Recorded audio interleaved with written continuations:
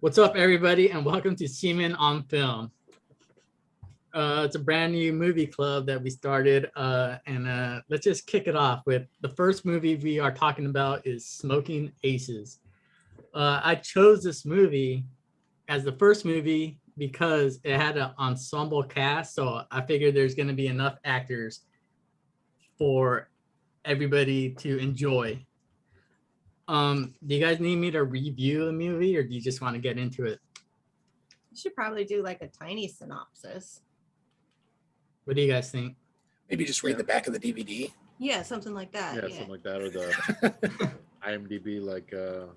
Yeah, they usually do like a little 2-sentence blurb about it. All right, I got the Rotten Tomatoes movie info blurb.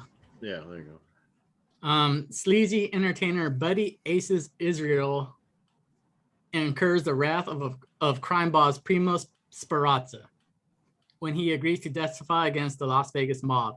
2 FBI agents have the difficult task in protecting him from a motley assortment of bounty hunters, hitmen, and nefarious vixens who are converging on his Lake Tahoe encampment to rub him out and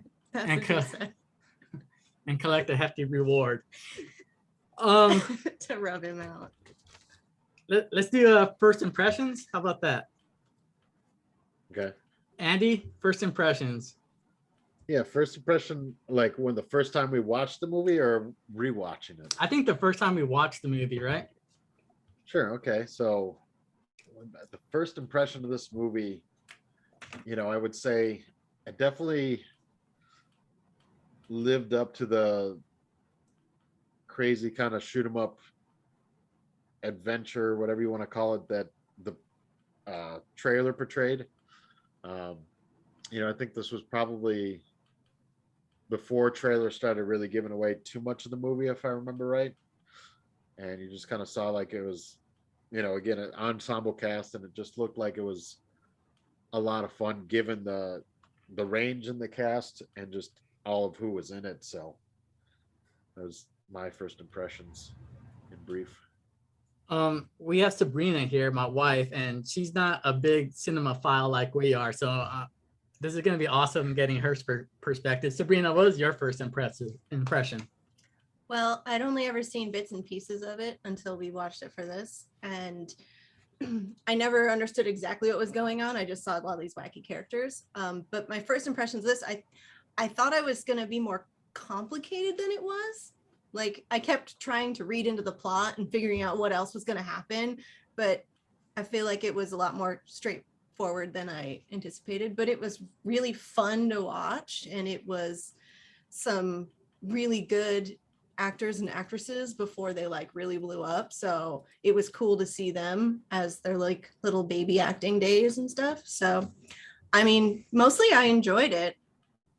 That's probably going to be a rare one too. I'll take my wins as they come. Chris, what was your first impression? My first impression was I thought it was just going to be a shoot 'em up movie, and then I got confused when they tried to make it some deeper plot. I would rather it just been a shoot 'em up movie and everybody died at the end. But then they put a plot twist there. I mean, I don't think this is M. Night Shyamalan or anything, but I was like, now what's going on? Why is he playing that character? But I agree with everything that Sabrina said. I had never seen the whole thing from beginning to end until now when I watched it. I'd caught bits and pieces on the ship. You're on the mess decks, you walk through like your space that has a TV on or something, but you just catch bits and pieces. You always got to go do something else. So it was during that time frame of our lives, I think. So I didn't, but I like it. Like I said, I love the whole cast. It's Everybody almost like in this movie, they went on to have careers for a reason. And I liked it that they had all those people, and a lot of my favorite characters who aren't as well known, but I love seeing them in movies. The dude that plays Laszlo, and the big dude that was like the leader of the Tremors. I like it when I see those guys in movies. So it's almost like you don't want to like the movie, but you ended up liking it. Yeah. Yeah, it's entertaining. It moves. And yeah, like Sabrina said, you're thinking there's I guess they wanted it to seem like there was something deeper and like there was going to be some big twist to where Jeremy Piven's going to get out of all this, and it's just a whole bunch of people going to one place to kill him. Yeah, like I feel like it was almost complicated and then they backed away from it or something. Like it really rode that line, I guess. Yeah. Joe, your first impression. First time I watched this movie, I saw it in the theater back in like 2006. I imagine it was roughly the time when this came out. But you were there. I'm pretty sure Andy was there. I think it's pretty good. I like movies that do like kind of like getting the band back together kind of like scenes. And I felt like you got that in like the first 5-10 minutes of this movie when they're, introducing like all the crazy characters. Yeah. Ensemble cast, fantastic. And like what Chris said, like seeing like some of these guys that have been in movies before that you may not know who they are. Tommy Flanagan is one of them. Laszlo, I like that guy anyway. The fact that a lot of these guys weren't monster actors or even like could even carry the water for an entire franchise or anything else. Catching them early in their careers, it really brought back. Like I was like, oh yeah, he's in this. Yeah. I think it's a fun movie. You can clearly see that the attempt was made to kind of cut this out of like the same cloth as like a Guy Ritchie film or like a watered down Tarantino kind of thing or something. A little rushed, I felt, or maybe just like too much stuff going on at one time to really become like a real like Guy Ritchie kind of film. I have some issues with that, but overall, I think it's a fun movie. I love watching it. I've watched it dozens of times. I have it on DVD. I had to dig it out of a box a couple weeks ago, but when I pulled it out, it's still sitting in the PlayStation. I'd pop it on, and but it's a solid film. I think a lot of people like it. I like violence in my movies, but also a little bit of like thinking going on. Yeah. Not too much because I'm watching a movie to escape reality, not question my existence on this reality. So Joe, you hit on two things that I had in my notebook, but first let me throw out some information. The tagline for this movie was "May the best hitman live." Okay. That's a pretty shitty tagline, I think. I don't know. I mean, It sets the accurate, tone. though. It was released January 26, 2007, at a budget of 17 million, and the gross in the US 36 million. I don't know, Andy, is that a success? That's a success. I mean, U.S. success, and plus, like, if it came out in January, you have to remember January is like a throwaway month. Yeah. You kind of have your, Christmas. December is a decent month for movies, but then January, February, and really March are kind of throwaways.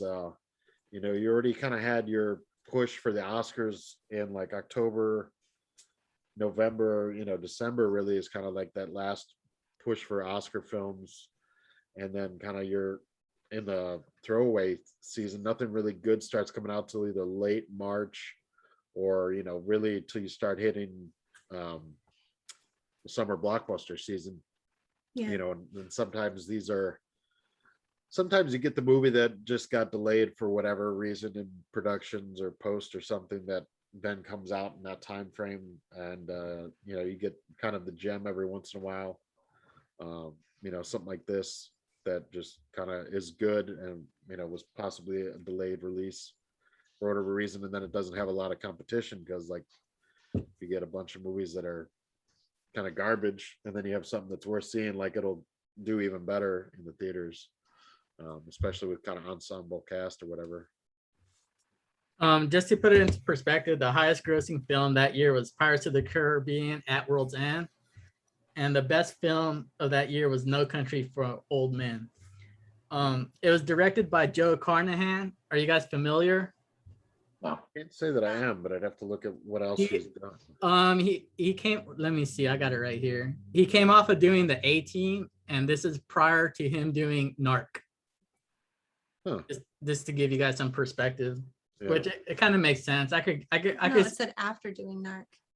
You did backwards. Oh, I did it backwards. So Yeah. he Did did it Narc after and then- Narc and did it yeah. prior to 18, which I could see some similarities with 18. It was pretty like in your face, Yeah. nothing special, or not nothing special, but I just feel like it was almost at a really amazing movie. So it kind of bothers me. Like I wish they had just gone just a little bit. I don't know. They needed like 20 more minutes or something, and I would have watched it. so one of the critiques of this film was they were calling it a cheap Tarantino knockoff. Could Tarantino have done a better job, Chris?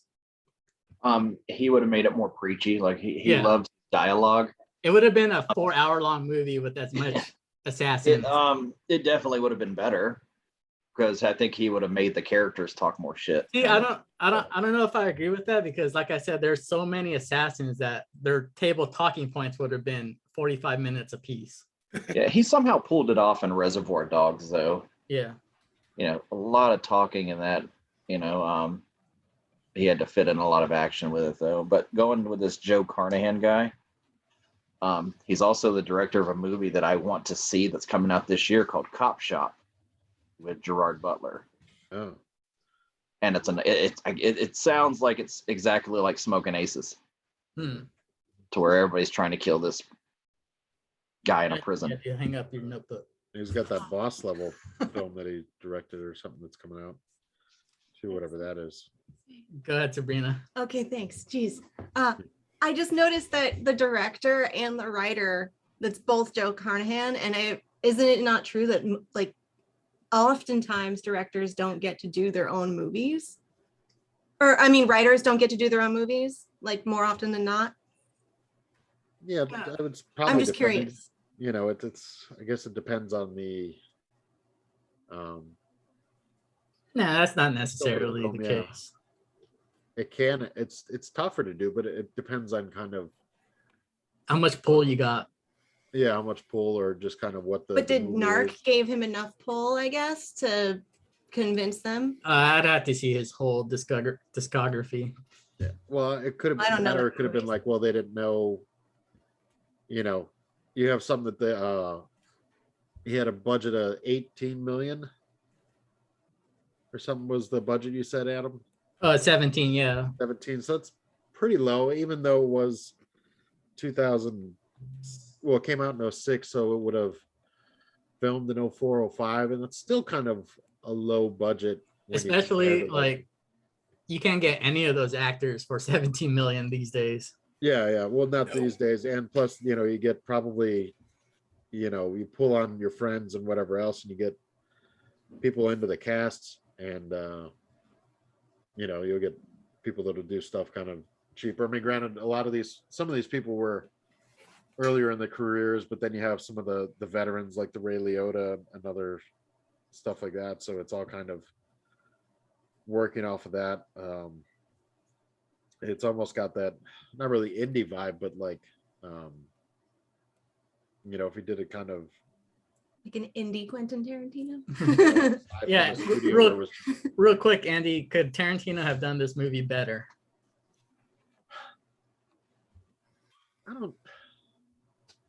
I don't think so. I don't think so either. Because I mean, when I look at was it Hateful Eight? Yeah. That one, like, just it was almost similar in scope. They're all kind of converging on this one place, and that should have been I thought Hateful Eight should have been a better movie than it was. Like, I got bored with Hateful Eight, and like didn't even finish it actually. Just because it was like overly long, and like you got rid of the whole first half of the movie because it comes back from the intermission and you recap everything that happened, which was mostly nothing, just setup. Here's this character coming in, and so that was kind of, I would say, I don't think Tarantino would have done better. What about you, Joe? Tarantino, could he have done it better? I mean, I think the obvious answer is yes, he would have. But when I think about it, I don't even think he would have taken this movie. Like, there's just a lot of like, really like kind of like cliche things that I think that are in this movie that he would have either taken out completely or figured something else out with them. Like it's a $1 million bounty. Like there's been $1 million bounty on so many things and movies and stuff, where I'm just kind of like, I think he would have done something a little different. It would have been definitely a little bit more drawn out. He probably would have had to cut some characters out. Some assassin groups. Some assassins would have had to been taken out of there in order to put this thing into I don't know, what would be roughly 2-3 parts. Yeah. It would have been, I'm sure it would have been great. But we would have had to make room for like Kurt Russell and Samuel L. Jackson would have to be in there. You'd have to, put all these. He would have to be in it. Maybe Robert Rodriguez would have to do the like special effects or something. I don't know. No feet would be injured in this movie. Right. Danny Trejo would show up. Yeah. Sabrina, would Tarantino have made this a better movie? I think it would have been a very different movie. I think, because Tarantino seems, I'm kind of a novice at this, but he seems to really, once he picks up an idea, he dwells on it in different scenes and stuff like that. Like he really goes for it and make sure that you're really understanding the point this scene is supposed to be making. And this movie had, there was like basically no extra spaces. Like every scene happened efficiently and to do a particular thing. So there's like not much extra stuff. I think the only thing that was like really gratuitous and kind of reminded me of Tarantino was like that whole kid doing karate with ADHD in his grandma's house. Like that was just like way excessive. And that was the only time that I thought it was reminiscent of Tarantino. And it was also the only time they took like a weird break for no reason in the movie. So I just think it would have been a different movie. I don't think it would be, I mean, better necessarily, but it definitely would have been different. Another critique of the film was how the cast was introduced. Could they have introduced the cast differently, Joe? Like I said before, I like the like little montage, like 5, 6, 7 minutes of like getting the band back together.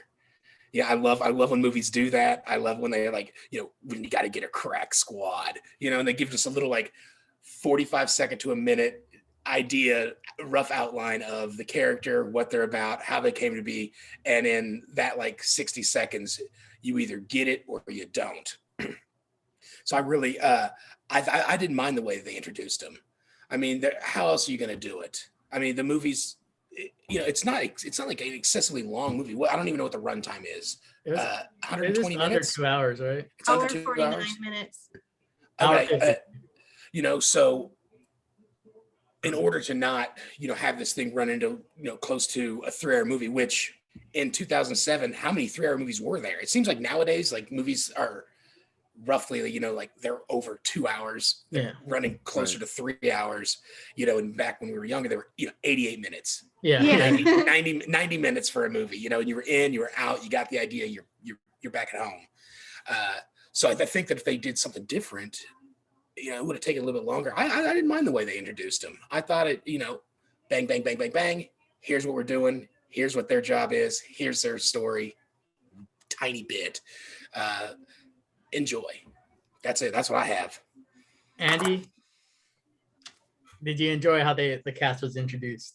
Yeah, I mean, it's kind of like Joe said. It's a huge range of characters, but like you kind of got like everybody, every team more or less was at like their base of operations, or like in their element, so to speak.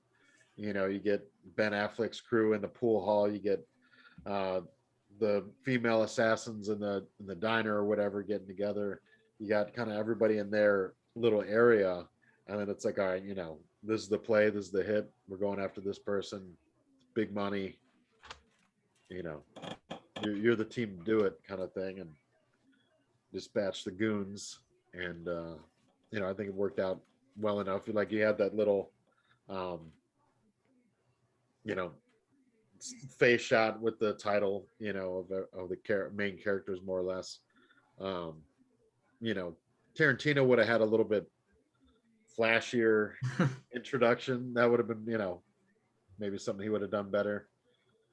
But you know, I was fine with the intros, more or less. Sabrina.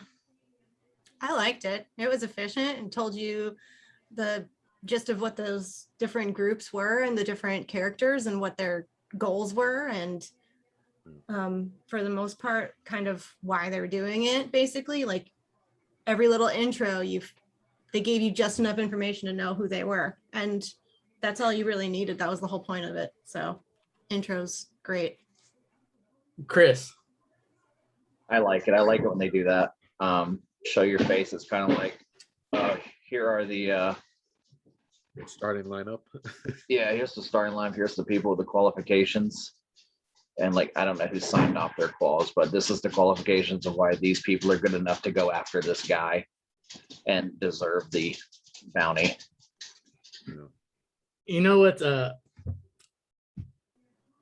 the same like assembling the cast, but it's also cool is the when the movie does the putting the weapons together, assembling the weapons Montage, yeah. Loadout. Always my favorite. I want to get into some of the actors right now, and I guess we'll just take turns if you guys have comments on actors, because this is an ensemble cast before they were big. And the first note I have written down is Ryan Reynolds has not become self-aware. Is he a better actor then than he is now? Let's start with Chris. I was surprised by his character in this movie. Like you said, he's not self-aware. Like Ryan Reynolds knows who he is now, and that's where I guess you could say his bread is buttered. So he's doing that. You can see with his tweets, with his commercials, and now with all of his characters, and he's a lot more successful. Which version do you like though? I like the funny, the guy from Waiting. I like Van Wilder. You know, the great that he goes out and he, you know, I watched a movie with him called Chaos Theory. I thought was pretty good when he was kind of a, you know, it's kind of a serious comedy. I do like him in all movies. He is very watchable if he's doing serious or comedy. But I prefer Van Wilder and Monty from Waiting. Those are my favorite Ryan Reynolds type movies. Sabrina. I mean, I kind of thought he was a little too pretty for this role. And also he's known, he didn't quite feel right for me because one, he was a little bit too pretty, and two, he's not good at going slow. And I felt like this cop was a little bit, not like slow as in like stupid, but methodical. And everything that I've really loved of Ryan Reynolds has been all that really snappy, quick wit type stuff. And this definitely felt like, oh, I'll try this instead. I'll be cerebral and a little bit more introverted. And that didn't seem quite right, but he was okay. Andy. Yeah. I mean, Ryan Reynolds, you know, I guess, you know, ever since Two Guys, a Girl in a Pizza Place, when we first met Ryan, you know, I think he's kind of largely, he's kind of always been that guy, and basically looking at the success he's had in more recent films and everything else, he's just become more of himself. He's been able to amplify his greater character, you know, in those movies like Deadpool and Hitman's Bodyguard and all those kinds of things, you know, where he can be kind of dynamic, being the, you know, witty, snarky kind of badass at times, or just kind of, more pure comic relief or anything else like that. Like he becomes more of that. And this, it's playing a little bit more of a dramatic role, but still kind of having the chops to mix it up in action scenes. So yeah, it's just kind of, I see it's a steady progression of sorts, but then, obviously kind of once he really popped a little bit after this movie is when it just kind of went, blew the doors off and he just went full send on it. Chris, did you have a comment? I think season 2, they took off the pizza place, didn't they? It was just two guys and a girl. Yeah, they did. Yeah, it just became two guys. I never watched that show, but I know that weird fact for some reason. That's where I first noticed him as well, and I said, "Oh, that guy's pretty funny." And then I noticed like season 2, they just took off the pizza place. Good show. Kind of like I love How I Met Your Mother was kind of like 9 years way too long, Joe, do you got any comments on Ryan Reynolds? Up until about like probably a couple years ago, I was really cold on Ryan Reynolds. Really? I get it. I understand, like funny, witty guy and everything. But after watching like projecting his insecurity, Waiting 1,000 times, I've seen the movie 1,000 times. I've seen Van Wilder 1,000 times. Right. And after a while, like his like shtick kind of got old and played out and tired. Right, it's fatiguing. But I mean, nowadays I like him more because he is like very self-aware of like what he does. I like the guy. I do. I do now. I do now more than I have prior to this. Like Deadpool and stuff really made me enjoy him a bit more. And the fact that he's just I think a naturally funny guy that's able to like take a step back and kind of poke fun at his own At himself a bit. terrible stuff that he's done. Movie wise, he's not a terrible person by any means. As far as I know, he's only been with like 2 women, Alanis Morissette and his current wife. Yeah. So I mean, like he seems like a decent guy outside of the whole Hollywood thing. He pokes fun at his own like shitty things he's work-wise he's done, and I mean I like him. I think he did pretty good in the movie. I guess I would really like to know. I guess I'd like to go back to like 2006, 2007 when this movie came out, and just try to remember where I was at that time and like what my real personal opinion was on Ryan Reynolds at that time. Yeah. Because now looking at it through a lens of like 2021, I imagine that I was probably still pretty high on the Ryan Reynolds as an actor thing, and it didn't come out till later that I was kind of like, I'm about tired of you, dude. Right. Chris, you had a comment? Joe, with those statements, are you saying that the 2007 timeframe, when you liked Ryan Reynolds and Waiting, you also thought Dane Cook was funny at that time, and they were both in Waiting together? You must have had a field day, and I want to ask you, is Dax Shepard the poor man Ryan Reynolds? Is he self-aware yet? I don't think he is yet. Definitely not. But I mean, and I do, and I even like Dax Shepard. But like, he kind of wears on me a little bit with his just like, I don't know, like I don't really know what the words I'm looking for to describe, but I mean it's like fatigued, I guess. And like Ryan Reynolds was one of those actors at that time that like every dude that was like from 19 to like 25 was like, oh man, Ryan Reynolds is so effing cool. Dane Cook is so effing funny. Like, okay, yeah, he's cool, I guess. Dane Cook's funny, I guess. But here we are now in 2021. Dane Cook hasn't been funny in a decade or longer, and Ryan Reynolds is like, I don't know, kind of like 180'd his career. That I appreciate a little bit more than I did say in 2015. I don't know. You know, and I'm sure I'll get flack for that because everybody, you know, thinks that Ryan Reynolds is a really, really, really awesome dude and can do no wrong. But I mean, he's been in some really shitty movies, and he's kind of played the same character in a bunch of those movies. Yeah. And I'm kind of like, you know. But like I said, okay, he's turned around, so I don't want anybody, you know, sending me hate mail or death threats or anything. But Sabrina, did you have a comment? I don't know. I thought of like 30 things and then they leave because I don't write them down. Speaking of playing the same character. Well, as you're talking and I'm getting so entranced by all of your great comments. Before I turn it over to you guys, I just want to, speaking of a person that plays the same character, I have written down Common has zero range as an actor. And I also wrote that we're talking about his commercials about. I also wrote down that every time he acts, it sounds like he's trying to record one of his rap albums. He's also like trying to do a diss track at the same time, like he's trying to lecture you on something. Yeah. Just wave your notebook if you have some comments on common sense. Joe. All right. First question. I don't have IMDb pulled up or anything, but has Common acted in anything else? Yeah. He did that train show. 2.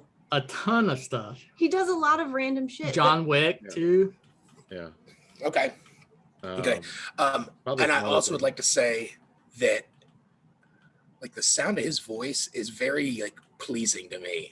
Oh yeah. Yeah. I do like the way that he kind of like, I don't know, in this movie I really like the way that he like carries himself. It's the same in everything he does. Yeah, he's pretty one-dimensional. Like in a not good way. Is this all him? Yeah. I like his delivery. I like his voice. It's very nice. You can tell he's cool. That's why I say he's trying. That's why I'm trying to say he acts like he's trying to record one of his rap albums because his raps, his albums, he sounds the same exact way too. Very introspective, very philosophical. That's all I have for the two actors. Do you guys want to have comments on any of the other actors? Since you said that about Common, I just changed my recast for him. I would like to mention that Booger is in this movie. Yep. Yeah. From So great. Revenge of the Nerds. I was really happy that he popped up on there. I love that guy. I like the way his voice sounds. It cracks me up. Right. I really did like him in there. And then as far as other character goes, I mean, we'll get into those here and there. But I just wanted to make sure that everybody understands that Booger's in this movie. So if you guys are fans of that guy, definitely. I don't even know what his name is. It's a good time. I just always call him Booger. Chris. Chris Armstrong. Do you guys have any other comments, or do you guys want to move to favorite scenes? We'll expound on Booger. he's in a million things. Yeah. Oh yeah. He always shows up, and he's one of those characters, like actors that you like. You know, they pop up in a movie, and you're like, "Oh, I'm glad to see him." Like he was great in Risky Business and Revenge of the Nerds. And then you see him. Oh, he's on American Dad every week. You know? Yeah, he's great. Better Off Dead. Yeah. It's like, what's your name, beautiful? I was like, it's not you idiot. I just think like the only other time that I felt a little bit gratuitous, but I absolutely loved it, was the Jason Bateman as the lawyer. Like, I feel like they could have just made that here's a lawyer and he passes some stuff over and it was over, but they went full on like, let's give this lawyer like this whole shitty backstory and throw all his baggage in there. And Jason Bateman just fucking killed it. That was all. That was the only like extra thing that I wasn't sure would come up. Otherwise, the other actors will probably come up. Yeah, go ahead, Joe. To piggyback off of what Sabrina said there, I have a ton of shit written down about Rip Reed, the lawyer. who That was his name. Yeah. Okay. I don't I don't want to say that he was my favorite character, but I mean, here's just some notes. It was just a highlight for me too. Herpes, Yep. women's underwear, Yep. no pants. The half naked lady on the screensaver on the big screen TV in his hotel room just never moved. There was the weird bunny head. Yeah. There was he's an alcoholic, and by his own admission, he is a small dick.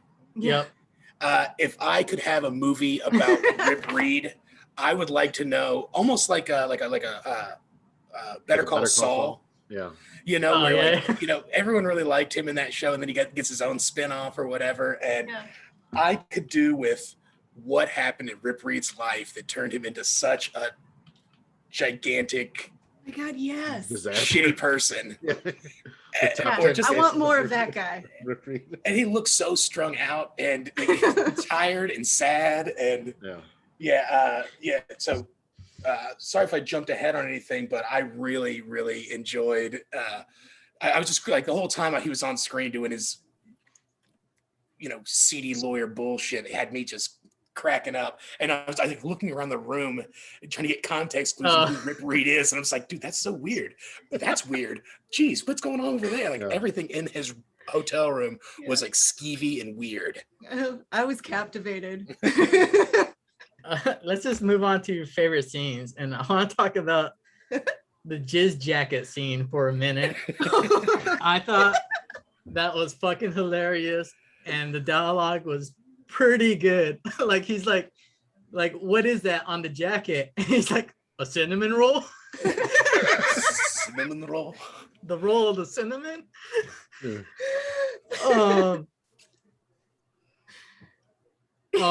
Just I got high during this movie, and I was losing my shit at that scene. Yeah. There's a lot of great lines for sure. Well, then like the cleanup in general was hilarious because the other bodyguard, I can't remember the actor's name or whatever, and he was just like, "Shoo, get out of here." What? I slept with you? Like, of that? Oh, that guy was great. Yeah. Like the whole thing was so great to watch. What did he say? Like, you guys are moving in sundial. I need you to be at Stopwatch. Stopwatch analog. When he's doing that whole jizz scene though, and Hugo's like, if you like, I send out. To what? Incinerate? Hugo, there isn't a fucking laundry detergent or dry cleaning product on demand that'll get that clean. Yeah. Right? That was awesome. Though not quite the case in, was it The Sweetest Thing?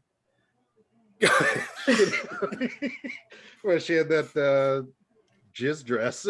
So taken to the cleaners, and she was too embarrassed to say what was on the dress. They know. Chris, what are some of your favorite scenes? Well, I would have to say the character introductions, the assassin introductions, and just the black man wheelchair wheeling across the street, and he pops out, and it's Laszlo's suit. Yeah. It's not a black man after all, and he's got all these, Once I saw that, I perked up, and I was like, oh. And I said, and whenever I saw his face, I said, oh, is that guy? It's old Braveheart's buddy, I would like to say that prosthetic they did to turn Laszlo into an actual black man. Right? The perfect crime. Who shot that guy? Oh, some black dude in a wheelchair? Yeah. There was no chance that was some fucking creepy European dude or whatever the fuck he was. Irish, Scottish? Sabrina, did you have any scenes that stood out to you? Yeah. What did I write down? When Chris Pine, whatever that weird brother was, kills the cops, and he like gets on top of him and has this whole weird little speech about him going to heaven, and like I just thought that was so perfectly done, and I was hanging on every single one of his words. And I loved it so much, and it really made those characters more real, I guess, even though they were so wackadoodle. And then really quick, I really liked the assassin ladies, Taraji's character when she goes off on the front desk. the front desk, and she just loses it and goes on this whole like women's rights speech, and I was like, dang, well, this is from 2007. That was hardcore. How do you pronounce her name? Taraji. Is it Taraji? I thought it was just Taraj. Taraj? No, it's Taraji Henson. Yeah, anytime I've heard her be interviewed, where it's always been Taraji. Yeah. Taraji. Okay. I'm gonna use that name later on. I didn't want to butcher it and sound like an idiot. Yeah. So Taraji. No, and I mean, she's a great actress, so it was really cool to see her do that. So I have a couple of things on that scene with Chris Pratt, and basically Chris Pine. Chris Pine. Sorry. Yeah. Is Get it the Christmas right. Joe Carenhot?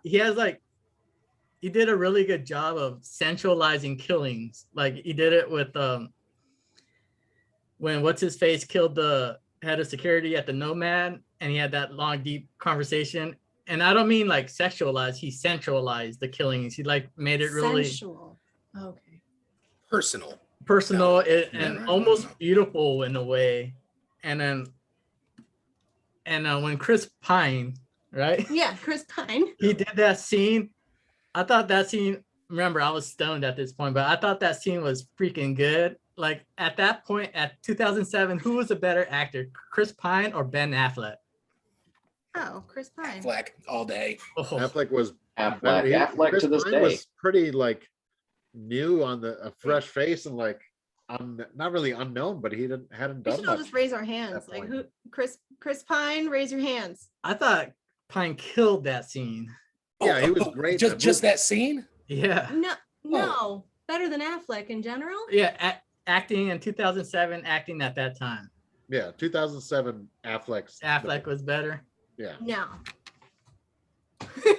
that's even taking the Daredevil handicap. I've been a huge Affleck guy for way too long. I can't. Okay, So sorry, whatever. me too. But I thought that scene was fucking dope as hell. Chris Yeah, Pine has always been a good actor. I've never seen him. Well, I haven't seen as many movies as you guys have, but I've never seen him do something that I was like, he didn't do a good job. Whereas Ben Affleck, I've seen him do some things where I was like, maybe they could have done better. Sure. Before we get to you, Andy, I had a note that I want to get out before I forget.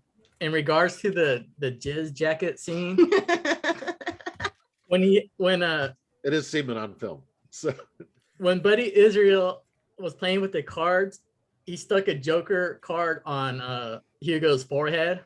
yeah. And then midway through the movie, when he's talking to Booger on the phone and he's playing with the cards, and he has to realize that he has to give up all of his friends in order to get the amnesty.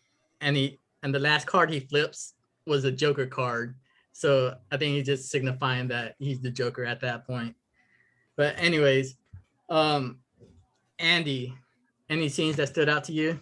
I just want to run back to Chris Pine because I really appreciate anytime you have somebody in that chameleon performance that they're so like either into their character or the costuming and everything else that you don't really realize who it is, like almost until you like see the credits, like who is that guy kind of thing. And definitely Chris Pine was that guy in this movie. It's kind of like the guy, he looks familiar and you're like trying to think, and then you get a good shot of him, and knowing him now, it's like, oh, it's Chris Pine. Holy shit. You don't quite recognize him at first, and that's just kind of great, like actor portrayal and then like costume design for sure. And definitely I think speaking on his gang later in the big lobby shootout scene when his buddy, the big brute, Kevin Durand, ends up sitting on his chainsaw. That was pretty wild. So what a way to go. Joe, did we get to your scenes that stood out? And just and try not to be, I mean, I'm sure that everybody says the same scene is like their favorite scene or whatever, when everything really like comes to a comes to a head in the elevator or the hallway there, ding, and then all hell breaking loose. Yeah. Right. Good But plot device. before like all that happens, they've Common has done his not really a betrayal, I guess. He was the one that was betrayed, Right. and so they've got him in zip ties or whatever in front of him, which I think is kind of crazy too. If you're, come on, why are you putting the guy's handcuffs in front? But anyway, but the cops are all, or the security, the police officers, FBI, or whoever else is all focused on the elevator as it's like the power's coming on, is ding, ding, rising up to the penthouse suite level, and like the foreshadowing that Common's like, oh shit, like he already knows, like, I guess if you've been in the shit enough that when the shit's about to go down, and he just kind of like disappears into all the other agents and security guards and everything, to where he's like, fuck, this is about to go crazy. I thought that was a pretty awesome little 4-second like, everybody, if you're watching the movie, you don't know what's about to happen, you're an idiot. But just seeing like the character itself kind of right, the buildup is kind of dig it. I have Tajiri written down here, giving what I call a woke speech before being like woke was even a thing. She does in such a I guess for lack of a better words here, like a street way or a hood way or whatever you want to call it, not so she did a very good job, but it wasn't like so eloquently spoken, like it was like coming from like a college professor or something. Like it was coming from somebody that's like from Common, like how Common would have said it. yeah. So but I like that, and I have more to expand on later with the ladies of with guns and stuff. But yeah, I that elevator shootout scene's really cool. Cool. It's just violence. I actually have the other elevator scene as a better elevator scene, and that's with what's his face, Ray Liotta, when they figure each other out and they start shooting at each other, and then the lights go out, and then you see more gun flashes, and it's all like from the overhead view. I thought that was an awesome scene. Yeah, that was a good shot. Yeah, when it starts flooding back to Ray Liotta, like he chewed his fingertips off. Like, oh, shit, he knows who he's in. Yeah. And then I thought what was a cool effect was when Laszlo kills that black dude, when he shoots him in the back with the silencer, and then you see the smoke coming from the bullet. I thought that was fucking well done too. Yeah. Oh yeah, I forgot about that. And one other thing that I liked about the movie was like the transition scenes, where sometimes, like when the dude that lost his hand rang the doorbell, and then they cut to what's her face hitting the elevator button, or sometimes the scene would end in a sentence and the last word of that sentence would be the beginning word of the next scene. I thought that was well done too. Right.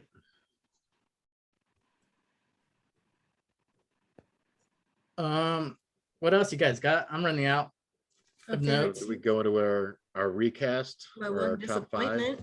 Do you want to know my one disappointment? What's your one disappointment? Fucking Taraji's character just getting sold the hell out because Georgia Sykes fell in love in an elevator with Common. And I was just like, you just let your girl down so hard. Because she's the only one that is going to end up paying like consequences, like in actual prison and be prosecuted. Well, some of them died, which I would just say was the ultimate consequence. But that's like either they died or they got away completely scot-free, and she's the only one that's got to like deal with this bullshit process. And I was like, that was a really fun character. I can't believe Georgia just was like, oh, hello, beautiful man, here I am for you. I was like, that's fucked up. So that's all. I thought that Well, it's very clear that Taraji has strong feelings for Georgia. Georgia. Yeah. It's I when she's like watching her through the scope of the 50 cal or whatever, it's like, what's up with you and such and such? Like, it's very clear that she's, super interested in her as more than just a partner in crime, if you will. Yeah. But I mean, what do you want Alicia Keys to do? She just got shot in like the side, maybe twice, went through her thingy, and communications are shot. I mean, is she going to run across the street? There's a lot of shit going down, and she's got 2 bullet holes in her. And then, I guess it is kind of, you've got Sir Ivy Common, like kind of like white knighting, like saving the day, damsel in distress kind of thing, which I can see, where you're coming from, like definitely kind of corny or whatever. And plus, I mean, the only one that's going to jail Okay. is Taraji. There's so many things she could have done because, like, she's got this shining knight, right? So why aren't we running across the street to that hotel, calling up to that room where she knows she is and being like, yo, get the hell out of there, I'm still alive, or like flash a fucking signal up there or something because she knows she's being watched. Do one of these or something. There's just like so many ways she knows where she is. So there are ways to communicate. And she just completely goes blank. And I was like, at that point, when you're so stressed out and you're on a specific kind of mission, and I just don't think it's that easy to get completely thwarted. Like, that was, I don't know. It boggled my mind that they were just like, whatever, this is how we're gonna end that story. It made me so mad. Because girls have to like have each other's backs. I don't know if you guys noticed that, but everybody always thinks like girls always fight with each other the most, like in a workplace or whatever. Everybody's like, oh, don't put 2 women together because they're just gonna lose their shit and there's gonna be enemies and it's gonna be nasty. So I was upset that they did that and they went along with that trope so hard. Okay. That's all.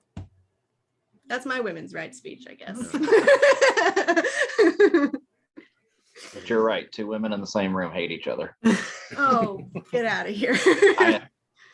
I once had 4 women in my division, and I had to remember which 2 were against the other 2. And then sometimes they would switch partners. Like, it was like, I was like, am I Vince McMahon? Is this the WWE? I've worked in male-dominated spaces, and it's not like you boys don't get on each other's nerves and fight with each other pretty consistently. I did pit them against each other a lot. All right, you've got Taraji. I keep wanting to say Tajiri, like the old WWE wrestler. Okay. Taraji, so she's, laying down some serious cover fire from across the street. Dude, that was, and it's awesome. She's bang, bang, bang, bang, bang, 50 caliber sniper rifle. Which huge. Well, she's the reason why they got all of her safely. Yeah, she did. She laid down and cover fire for, pretty much everybody. My real issue is, if you're in like the FBI, I'm assuming I know what you're gonna say, and I agree with you. Why on earth are they holding out their handguns and shooting out the window across the street? Like, they're gonna, number one, like they're gonna shoot her. Number two, like they have any effing idea where these shots are coming from. You have to know what you're pointing at. And one of them had a shotgun. Yeah, he's like he's shooting out the window. I'm like, and the whole time I'm thinking, I guess like in the heat of battle, you're just like, F it, just shooting everything you possibly can. But imagine you're on vacation and just fucking bullet holes are flying. Yeah, you're a floor below her, and she's got this fucking gun just blasting off. You got your kids buried, or, underneath the bed or in the bathtub or something, trying to protect them from who knows what. And then you got these dickhead security guards, cops, and FBI agents shooting just wildly across the street into a building. That did take me out of the movie for a hot minute. Yeah. But you figure it's roughly across the street because it's all like high-rise hotels and whatnot. It's not super far. The expected range of your M9, Andy, and it's 50 meters. And you for know, effective range. and you know that max range is hotel 100. was not 50 meters away. And know, we know bullets fall at 32 feet per second. Yeah. So they're shooting up, and that bullet's probably not even going in a straight line. It's actually probably doing a rainbow by the time it I gets learned over that there. from Mark Wahlberg. From a shooter. Yeah, it's like every movie's like that though, where they're just shooting in the streets and stuff, and there's all these people around, and cops aren't allowed to do that. No. They're not allowed to shoot into other traffic and stuff just because the car that's getting away from you. We weren't allowed to shoot at cars at all in the military. Yeah. You know, you can't shoot at moving cars, especially one that's driving away from you into traffic where there's other drivers, because you And kill even- them, that's murder. Even like hunters don't shoot at a deer if they don't know what's beyond the deer, just in case. Yeah. So I'm glad you brought that up, Joe, because I was thinking the same exact thing. I did. Yeah, the shotgun pellets are going to disperse pretty wide Yeah. by the time they go past 20 yards. You're probably Right. not going to hurt anything, including birds Let's at that point. let's do unanswered questions. Okay. Do you guys have any unanswered questions that maybe the group could answer for you?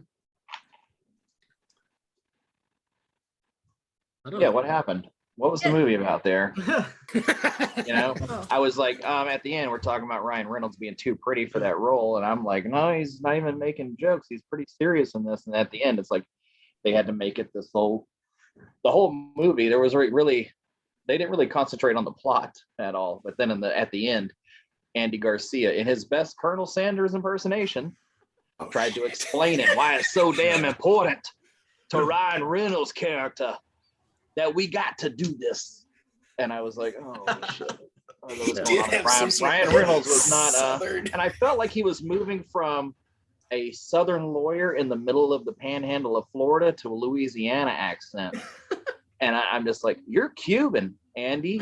You know, we get angry at people whitewashing movies, but come on now. Other people do other accents. It was like, it's not working for me.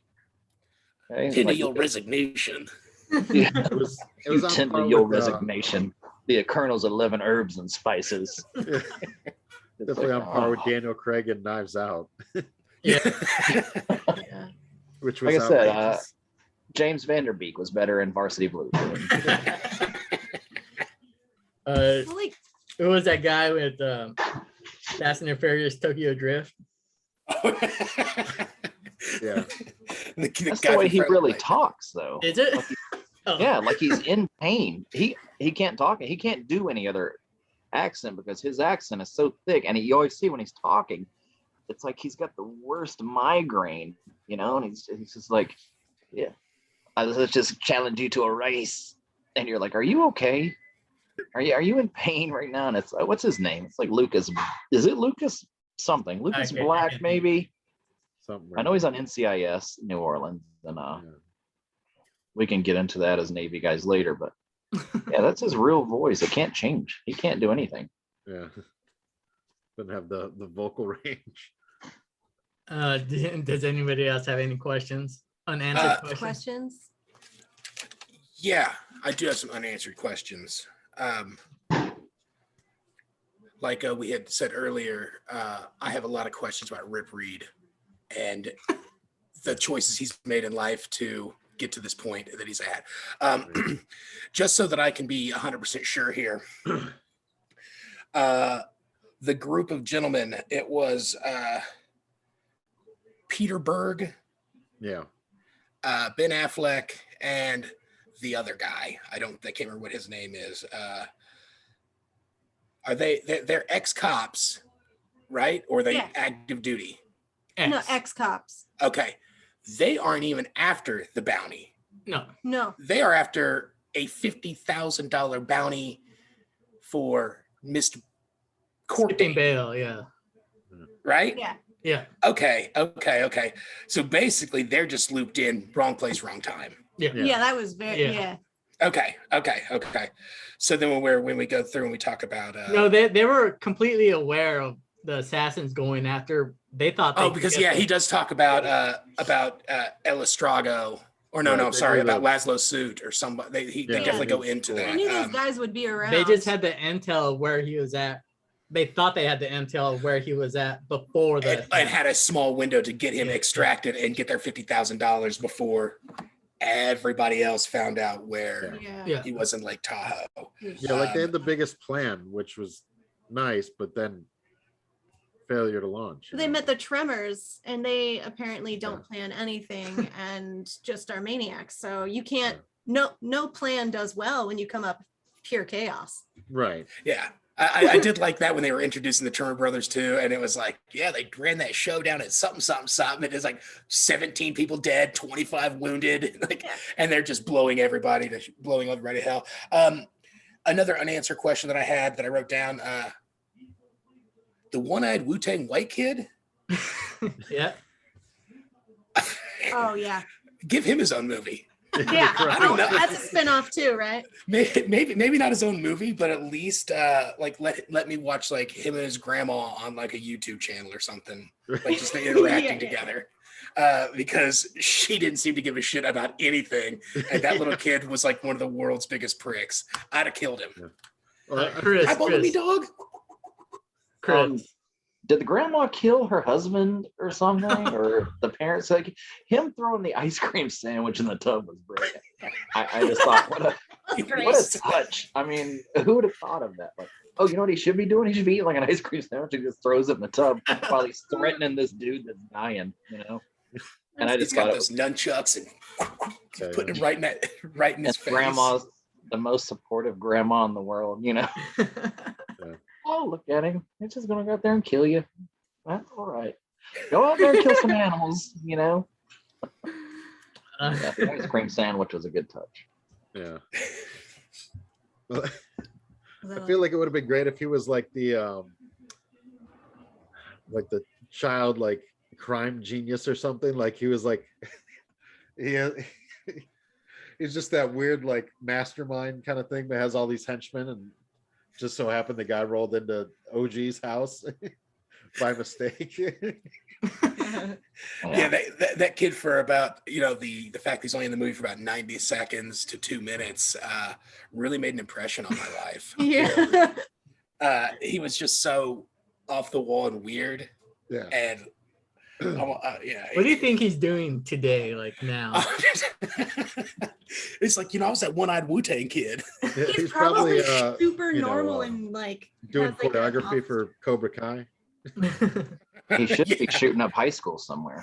Yeah, Or that. he looked like a little creepy ass kid, but was he wearing a gi the whole time? Has Yeah. an eye patch on and has nunchucks and an ice cream sandwich in his hand. Did he have a headband too? I feel like Yeah. okay. Yeah, he had the I feel like yeah, he's going to be in the remake of Roadhouse.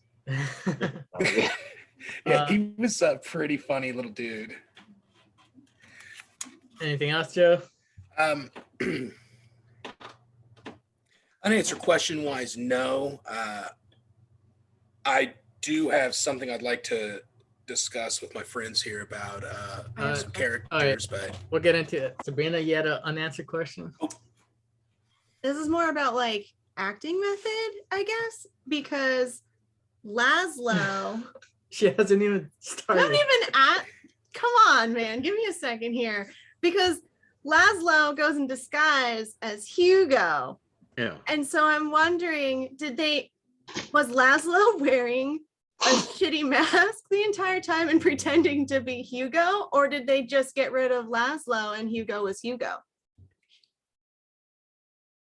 Was It Does was that make sense? was Joel Edgerton acting like Laszlo acting like Joel Edgerton? Oh yeah, I got you. so Laszlo made a prosthetic of Joel Edgerton. Yeah. Yes. And then whenever the cops storm the room, Laszlo in the Joel Edgerton mask takes off into the other room, and the cops go running through, and he's like, "Please don't shoot, don't shoot." And the mask that he was wearing was under the. But Sabrina's asking was that it? no. Sabrina's Was he asking acting is the as- actor Let wearing my husband speak for me. was Men talking, No, maybe you understand his language better. Go for it. she's asking if mansplain it. the actor playing Laszlo put on a Joel Edgerton face and did his scenes or did Joel Edgerton do his scenes as Was as Laszlo? with Okay, the yeah, Joel I think Edgerton? so. was the one guy, was Hugo reverse acting as Laszlo, or was Laszlo acting as Hugo?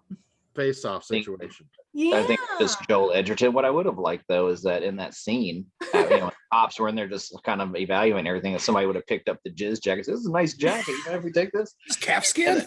and yeah, and now Someone dropped and then, the on it. Andy Garcia's like, really? Yeah, just take it. And the guy puts it on. This is nice, Get that cinnamon roll stain off of there. Andy, did you have any unanswered questions? Not really. I mean, it's it's just the things that I would like to see more of, as you guys have brought up, but nothing unanswered, I would say. So Yeah, I had read that question that you had told us, unanswered questions, as in like, what kind of questions do you have going on, instead of like actually like plot wise. Right. But I could see somebody watching the movie for like the very first time, the first run through, and the end, like the last like 20 minutes being like, wait a second, because the whole movie sets up like everybody's there. The real reason of the movie is Buddy Israel needs to flip on everybody, so that Primo Speranza goes to jail, Yeah. right? Yeah. And then you have that in the first 10 minutes, and there's nothing about that part of the movie at all. Then it's all everybody's side stories kind of jumbled in for 50 minutes? Yeah. And then the end, you have 15 minutes of like it's not even like a real wrap up, I guess. I mean, maybe it is. But Sure, it's a weird wrap up because the Primo Speranza that Ryan Reynolds pulls the plug on at the end is actually the FBI agent from like the 50s. Yeah. That has to constantly get plastic surgery because bullets are grinding into his face and they can't get him out or it'll kill him. But he has to get the plastic surgery, otherwise it'll also kill him. So he just decides, I'm going to be Primo Speranza from here on out. Yeah. Right? Yeah. Yeah, Okay, I just want to every time I watch this movie, I always end up having the same thing. Like, I'm like, okay, I always end up with the same, like, unsure kind of. Yeah. And I've never actually read like the plot of the movie or anything, on like Wikipedia or IMDb or SmokinAces.com or something. I've always just kind of like just try to figure it out myself. But every time I end up doing it, I'm always like kind of like confused. It's kind of it just like kind of like wraps up so quickly. Andy Garcia, he like very, very quickly mentions that all the old FBI agents from the 50s during that time died, and that's why they forgot that Speranza was actually the double agent or whatever. And he goes over that so quickly that for a while I was like, then who shot the dude at the beginning? Yeah, I'm like, but then and then I saw it the second time, and Andy Garcia, like, very quickly, he says all the old FBI agents are dead, and so everybody, that information was never passed along. Yeah. I was actually really annoyed because in my notebook I had written down, that's interesting. That guy got plastic surgery. The FBI they went on this whole spiel about how he's getting plastic surgery so he can go undercover. And then the thing that Speranza himself is doing is it comes back up again that he was doing plastic surgery. So when they brought that up again, how many plastic surgeries he's had on his nose or whatever? Yeah. Because they were like going over his medical record in the car, Ray Liotta and so they had like 13. And I was like, oh, that's weird. And I was like, I wonder if there's some sort of connection or tie-in, because this is twice they've talked about plastic surgery. Right. And so I was like really mad that I didn't just go to the obvious, this guy has just been changing his face for fucking 50 years. Yeah. And if you're going into this movie and never seen or know anything about it, I think that you get an idea of like in the first like 20 minutes what the movie's going to be about. Yeah. And then the next major bulk of the movie is just brain candy, mindless, shoot 'em up, one-liners. There's some good commentary in there between some characters. And then the last 15 minutes of it is tie this up as quickly as possible. Andy Garcia, play us out, Colonel Sanders. Yeah. And so I mean, and I remember watching the very first time and leaving the theater and being like, "Did you guys catch all that?" And everyone was kind of Who like, the fuck got "Ugh, shot at the beginning? we may have to watch this when it comes out on DVD because I'm kind of confused as to what's going on." And yeah, like I said, I've seen the movie a dozen times, and every like 2 or 3 times I watched it, I'm like, wait a second. I think It I still might be kinda catches confused you on off what I guard, like, thought. oh shit. But I thought I knew I didn't know at all. Yeah. I'd seen the very, very end where Ryan Reynolds is sitting and like pulls all the plugs and stuff. Like I'd seen that part. So I had known that both those guys were in the hospital, but I didn't know why or any of the lead up to it. So I was anticipating that they would end up there, but it was bizarre knowing that when they brought up the heart and all that stuff in the beginning. I was really mad that my brain wasn't like, oh, that's what you need to do. But it's because they just, like Joe was saying, all the candy in between was just so yummy. Like it was like a sugar rush. Candy corn. Yes. My whole thing was, why couldn't Ryan Reynolds deal with the explanation? No, he lost it. I don't think they gave him enough to make him lose his shit like that. Would it make, yeah, I was gonna say, would it make it better, Chris, if like at the very beginning when they're in the van surveillancing, if they had like personal conversations like, hey, my wife wants to know if your wife wants to do this, or like maybe Andy Garcia was the godfather of Ryan Reynolds' children or something like that. All you had to do was the classic, after this, I'm retiring. Yeah. You know? Would He was that 2 have- days I away just want to from know why retirement. Ryan Reynolds couldn't just put on his Deadpool costume and just go, okay, Yeah, right. glad I know that now. Or why, he had to go in there and sit down and just be like he's all exasperated, No. like the father getting bad news at a hospital and slides down the wall. And he pulls the plugs on these two guys. I mean, you're an FBI agent, you're going out in the field, you're doing a dangerous mission. Like, how does this not occur to you that somebody could die on this? And the fact that though he reacts so passionately and aggressively, I was like, that doesn't make sense to make that jump. Hey, let's put a guard inside the hospital room. How Yeah, about right. that? Yeah. Like, how is he? I don't. He It just was seems the so guard. odd to me that like, From inside and they can't get in or anything. well, You know? and they knew that he was like super irritated about the whole situation. His partner just got killed. Countless other agents, cops, security guards killed. And that's not even going without the innocent bystanders that are probably wounded or got glass in their eyes. Yeah. And Ryan Reynolds makes it very, very, very clear that he is super disappointed in the actions of the United States government. And Like he cocked his gun in front of the FBI director. And Like, instead, he's pretty pissed off. And then just walk And them in front of these guys on the fucking stretchers. Like, well, now that we've explained everything to you, why don't you just hang out for a second? instead of being like, okay, cool out, give me your sidearm. Actually, you know, we're gonna we're- escort you onto an airplane back to DC. What we're gonna do instead is all of us are gonna leave this room, Yeah. and we're gonna Go let get you be by drinks. yourself in your thoughts in front of Primo Speranza and Buddy Ace's Israel, Yeah. while they're both on their deathbed. And we'll see what happens. Hopefully you come to your senses and don't pull the plug or blow your I see brains you've out or been- blow their brains I out. see you've been listening to My Chemical Romance all day. You're feeling very emotional right now. Bringing his Uh, feelings. Yeah, it seemed really odd, and I watched it the first go round this month. I thought the same thing. I was like, whoa. It's very clear that everybody that's in that room, you're talking to Andy Garcia, and he definitely knows that you are super stressed out right now. You just got like a 50 caliber round just blew up next to your face, and you've got like pieces of elevator stuck in the side of your head, Yeah. and you're still like, oh man, no, get this guy's gun, get him a cup of coffee, sit him down, and maybe give him an IV or something. I don't know. We're getting into the plot holes, the Den of Thieves plot Yeah, holes. yeah. And I hate being that guy that tears that shit up. Suspension of disbelief. Right. Absolutely. Any last minutes before we move on to the final? Oh, Countdown? we're about done. Oh no, keep going. If Oh, I've got more notes here. The Got things that I six? want to talk about.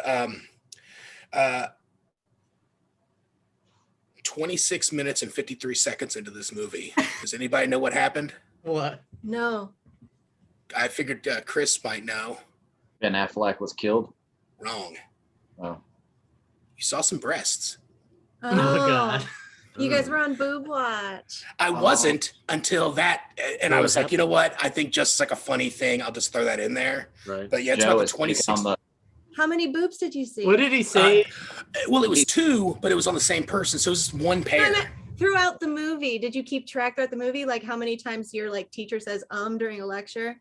No, that was Yeah. the only time the boobs were shown. What did he and I say? prefer if you'd call them breasts. What did what did he say to that girl? love You that. went from something to something in under 3 hours or something. You went from oh geez.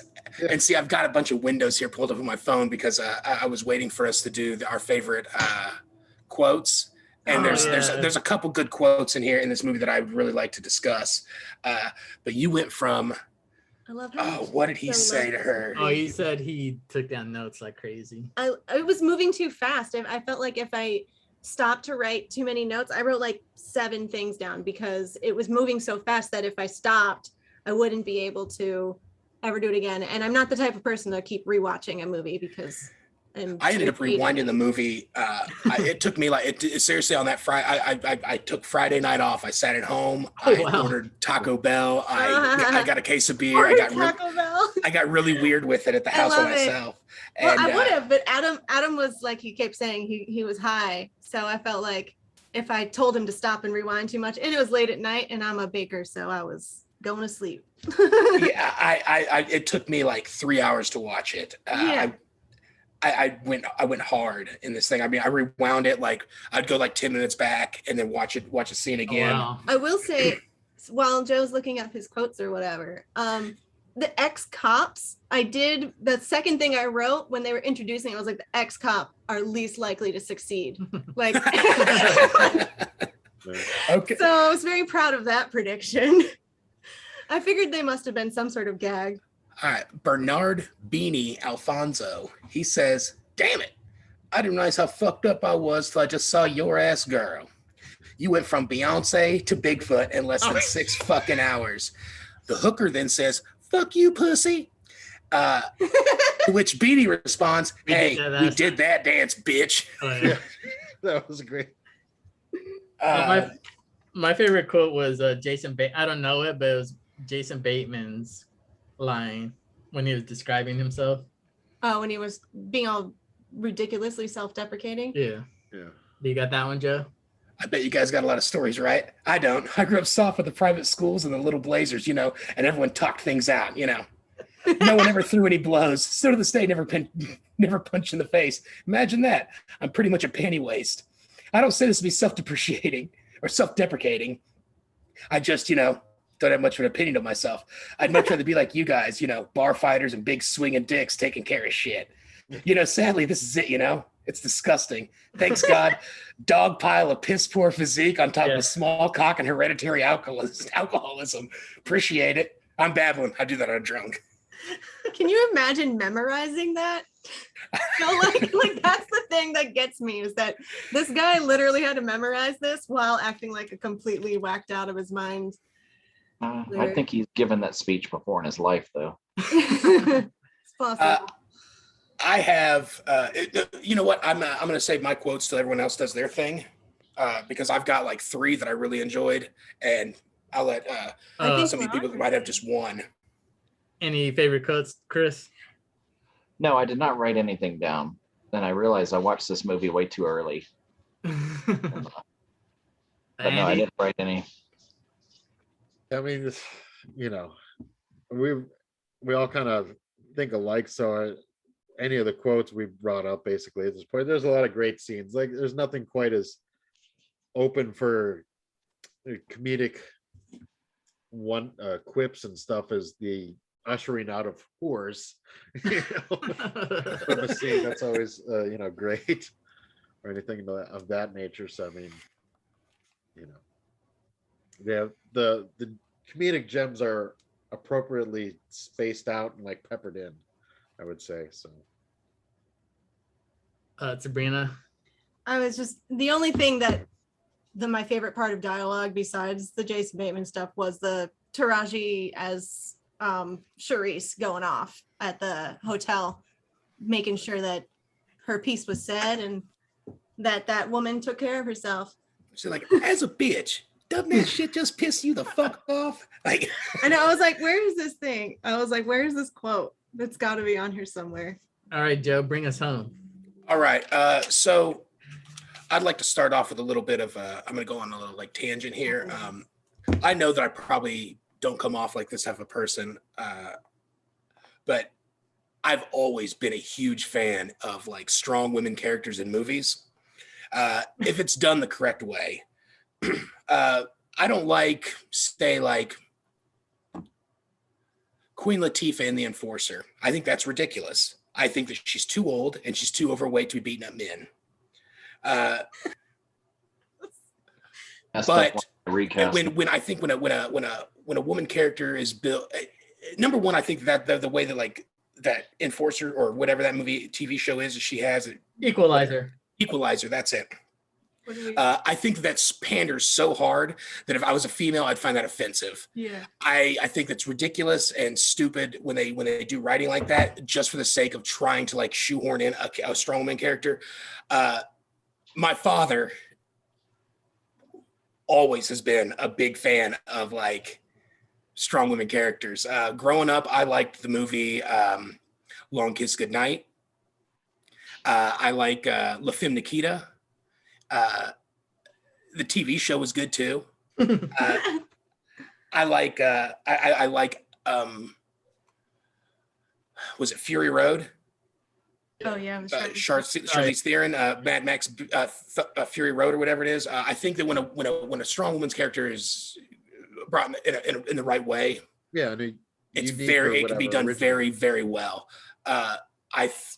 Don't pander to women, don't pander to, just try to keep away from pandering in general. Yeah. I find it more offensive than just flat out being like bitches suck or whatever, like it insults your audience. And I don't think that like women are that goddamn dumb to be like, oh, well, yeah, makes sense. No, don't pull it. I think it's stupid.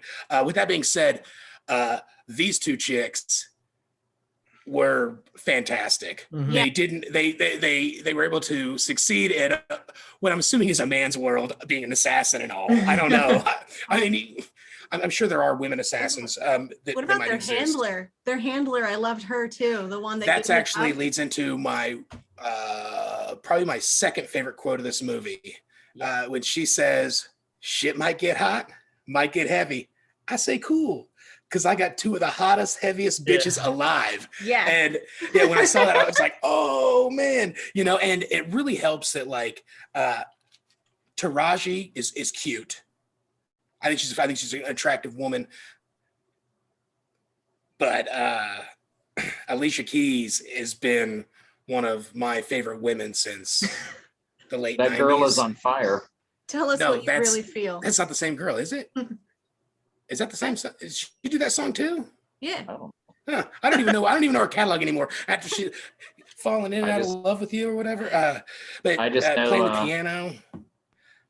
And I thought she did. I thought they did very well, and I thought their characters were written pretty solidly to where I didn't like roll my eyes. Yeah. I like the Marvel movies, I roll my eyes sometimes. It's like, okay, guys, geez, you're just writing this, just write it.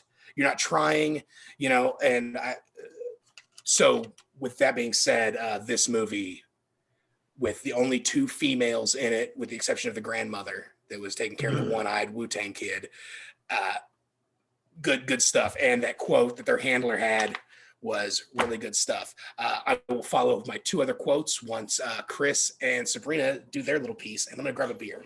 Okay, I just want to tell him that was awesome, because I also did not roll my eyes at any of those characters, in spite of like me being hypercritical of women's roles as a woman. So I completely agree. And they did them really well and completely believable. And that's all. Go ahead, Chris. I like strong women too. B. Arthur and the Golden Girls. Oh, fuck off. Get out of here. It was though, but you know. But Alicia Keys does not play the piano. She tickles the ivory, is what she calls it. But yeah, I like strong women characters. And whenever I first saw The Equalizer come out as a TV show and they had Queen Latifah, I was just like, you got to be kidding me. You know, because it's kind of hard to believe in Denzel as the Equalizer in the movies. Yeah. You know, because you're like, okay, I get it. I When you're never in your saw them. 20s and 30s, I would have been afraid of you. Right. Training Day, Denzel, yeah. Yeah. Yeah, Training Day Denzel, yes, I'm afraid. But you got Alonzo out there, you know, but you know, and then you bring, I felt, yeah, you're right. They try to shoehorn in powerful characters where it doesn't need to be done. Right. That You know, in shit this happened, film, Julie. it was good. You know, it's believable. The only thing I ever saw their handler in that I remember her in was a movie called Double Jeopardy with Tommy Lee Jones and Ashley Judd. She was Okay. her prison friend. Oh, really? I watch that movie like every couple years. It's good. Tommy It's Lee good. Jones keeps Double you going. Jeopardy. Never watched it. Yeah, it's Um, hard to be. It's hard to, you know, like I guess like be like critical of, you know, like movies that, you know, have like an all-woman cast or whatever. I compare it to like with- the Ghostbusters with the all Yeah. females versus Ocean's 8, where like it's like a duh, you know, like Danny Yeah. Ocean's sister, like yeah, she would be a criminal, but a Ghostbusters with all females just because there's not Just a because. yeah. You know, and It was a really funny movie. I Yeah, think it was female excessive, Ghostbusters, I stand behind. but I thought it was fun. You know. and I like it. it's hard. It's hard. It's hard to put this with that. Never I mind. try not to. I don't want to be like, you know, super critical of, you know, like strongman characters or whatever. And it's really hard these days because, you know, so much, I guess, like bullshit gets thrown around the internet and everything else. And, you know, I'm trying not to be like a misogynist or whatever the, you know, the word of the week is or month or whatever. And I get it. I have a voice that sounds like I don't give a shit about a lot of stuff. And I kind of carry myself like I don't give a shit about a lot of stuff. But I really honestly do. Truly. I love like those like movies like La Femme Nikita or He's starting Long to Kiss get too Goodnight. defensive, and it's making me doubt him. But you know, you start bashing on some of this stuff, and people are like, Yeah. well, you just don't get, like, if anybody in this fucking world gets it, it's this guy. Yeah. It's me. My father, my dad, who, for all intents and purposes, looks like the guy from the first 5 minutes of Ace Ventura. It's not Jim Carrey. That's you. You're Randall Tex Cobb. That Randall was Tex too long Cobb. ago for me to remember that. But But I understand your meaning. but I mean, he was the guy that like always he would rent these movies and bring them home or watch them shows on TV. Xena Warrior Princess, that's another strong one that I love. You know, so but yeah, they did pretty solid stuff and fantastic of not making them, you know, corny Yeah. leading ladies, killers. That's Now right. back to my other two quotes. Yes. This one here is a there's a little back and forth between Buddy Israel and Sir Ivy. Sir Ivy starts with, "You believe in loyalty, don't you?" And I'm going to read this in my regular voice and not like Trying Sir to do a Ivy or thing. anything. Yeah. And Buddy Israel comes back with, "Do I believe in loyalty?" as a question. He's like, "Especially the kind of loyalty where an otherwise sensible motherfucker like myself put his own best interests aside. That's why you're my man, because outside a goddamn dog, that kind of loyalty, my kind of shit, don't get no more dedicated." I really liked that. And then that also leads into my other one, which is beep boop. Little robot It's noise. roughly like the same. It's roughly like the same scene, I believe. Yeah. But and it's Sir Ivy again. Shit. And he says,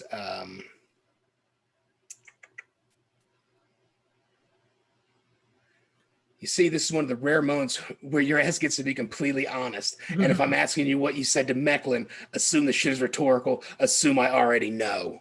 Oh shit! Yeah. Because he overheard that conversation and he's like, I know you're going to sell us out. So, what'd you say to him? And he's like, what do you mean? Let's make a deal.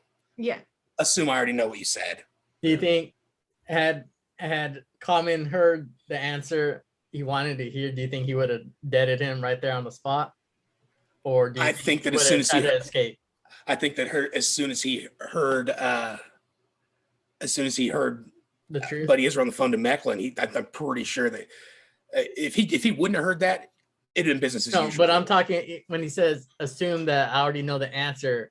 So he knew the answer he wanted to hear. Say Buddy Israel gave him that answer. Would he have killed him right there on the spot, or would he try to make his escape somehow without Buddy Israel? I think he would have just left him. Oh, I think that when you're in that deep, I think that it's like a blood in, blood out situation. Like Buddy Israel had to go because he gave Buddy Israel the chance, the to option, tell him the truth, and Buddy Israel told him still, that everything, and he still was gonna, bullshitting him. And he was gonna kill him at that spot if he hadn't flicked the card in his eye. Yeah. What if Buddy Israel said, "Yeah, I sold you out"? Would he have killed him anyways, or would he been like, "All right, let me try to make my escape"? I think he was. And Buddy Israel comes back. Oh, go ahead. Yeah, I think Ivy in that instance was kind of already like he went in there with the game plan, like I'm going to straight up confront them. What you said. Assume I already know, because I already know how I'm going to react, and kind of basically he gave Buddy that moment to improvise, which is he throws the card at him, and that kind of foils his whole plan, because otherwise I think he probably would have dropped him right there. Regardless of the answer. Yeah, I think so, because he was kind of like, he already knew that he was being sold out, so he was like, well, I'm not gaining anything here by continuing to protect you. So well, and Buddy, after he says, assume I already know. Yeah. And then Buddy Israel comes back and says, what do you see right now? You see exactly and only what I choose to show you.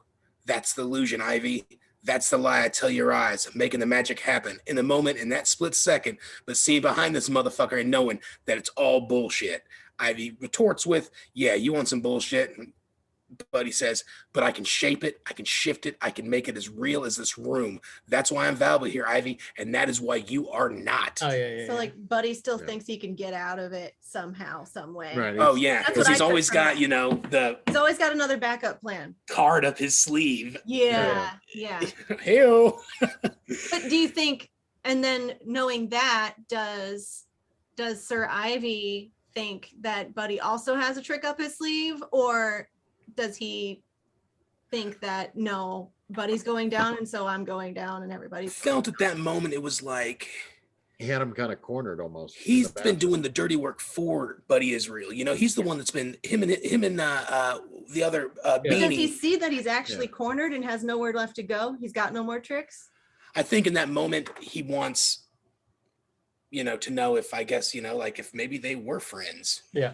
Or if they still are, or if they ever were to begin with. And it wasn't just, two black dudes doing the fucking dirty work for, Mr. Lake Tahoe.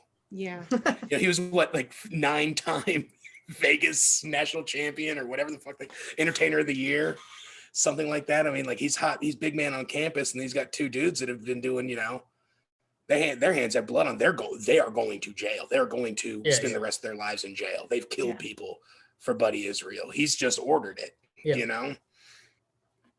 Yeah. So, I mean, I think that, he's just like, one moment, just let me know. And then when he still couldn't do it, it was like, all right, then I'm just going to blast on you. And then he gets, the old card to the side of the face routine, which would be cool to throw a card that hard.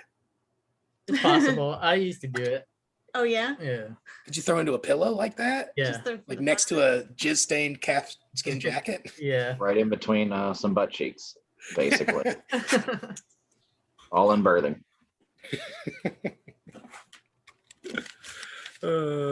I'm gonna get rid of all the decks of cards I can find in this house now. Smell them. Just smell them first. And oh, yeah, the easies. No, that's always Oh, I got those in the wrong Navy. move. Oh, God. All right, let's get back on track.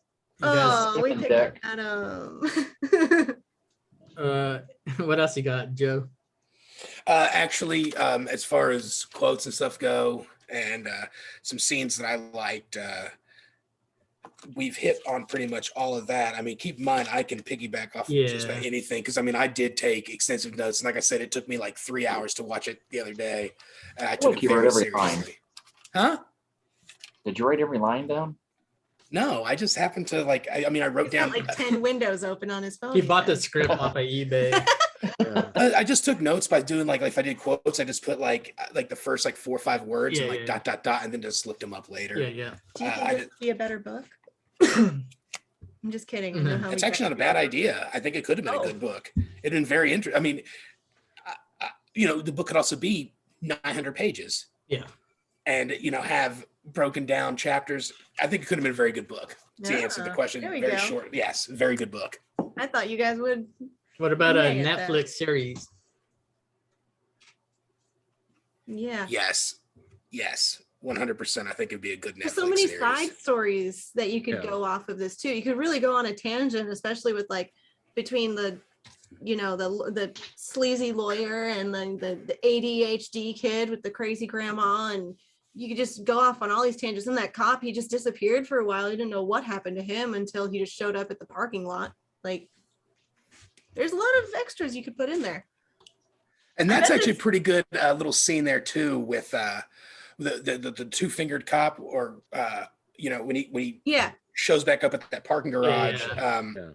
But he has that conversation with Chris Pine. What's his name? Hold on. Puts the Tremor. keys on his little fingers. Yeah, Darwin Trimmer. He's like, well, you know, that's the way life is gonna way up and fucking you. Or so, I can't remember what he says, but it's Yeah, something yeah. like, Yeah. that's the way life is. Just can jump Yeah. up and fuck you.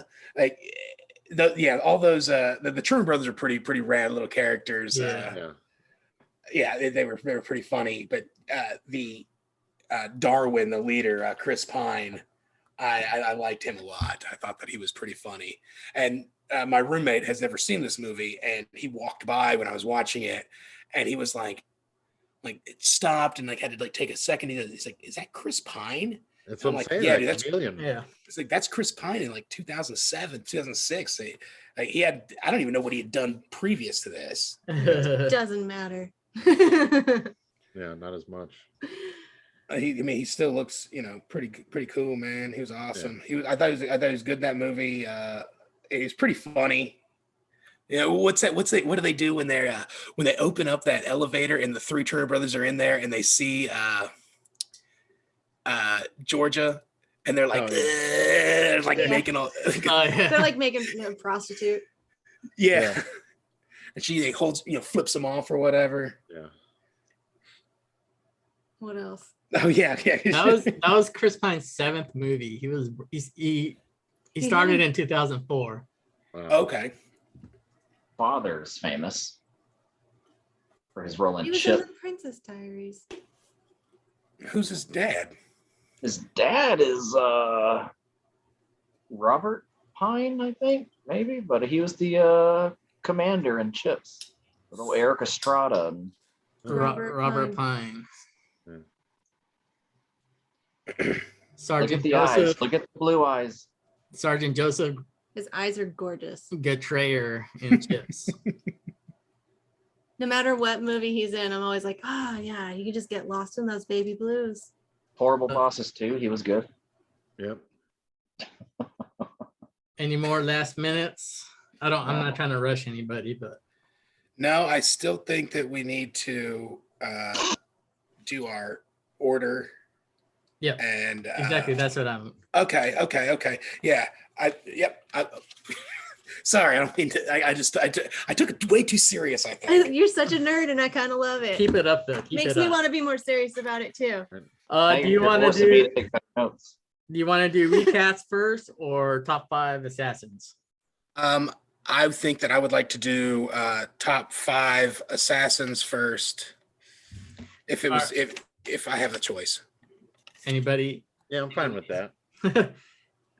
All right, I'll kick it off first. So I asked you guys to do some homework, and the first assignment was if you guys could hire your top 5 assassins to go after Buddy Aces Israel, who would they be from any film? And I'm gonna kick it off. I'm just gonna go ahead and name my top 5. Sure. Number 1, Leon from The Professional. Sure. Solid. Number 2, Machete from Desperado. Number 3, Alejandro Gillick from Sicario.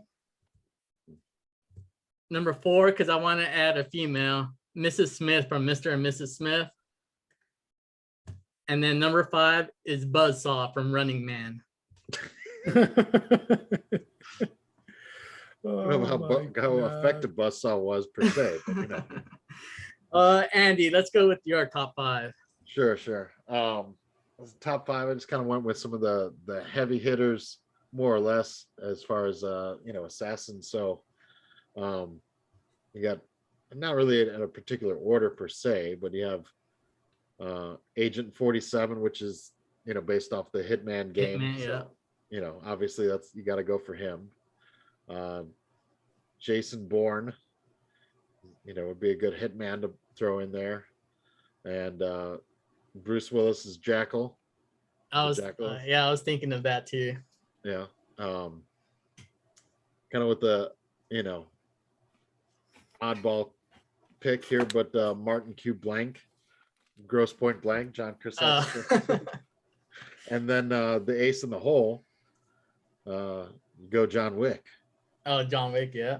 Yep. Solid team. Yeah. Sabrina, do you have a top 5? I'm trying to go to someone else first. Okay, Chris. All right. Well, with Andy, I went with John Cusack, and Gross Point Blank is my number 1. Yeah. John J. Rambo is number 2.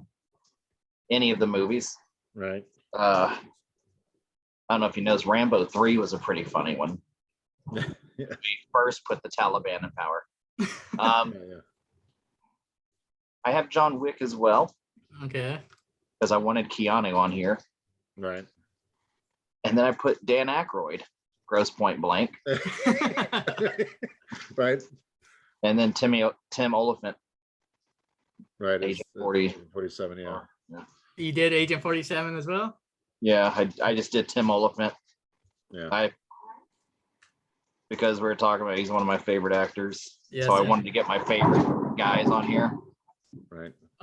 Joe, let's go with your top 5.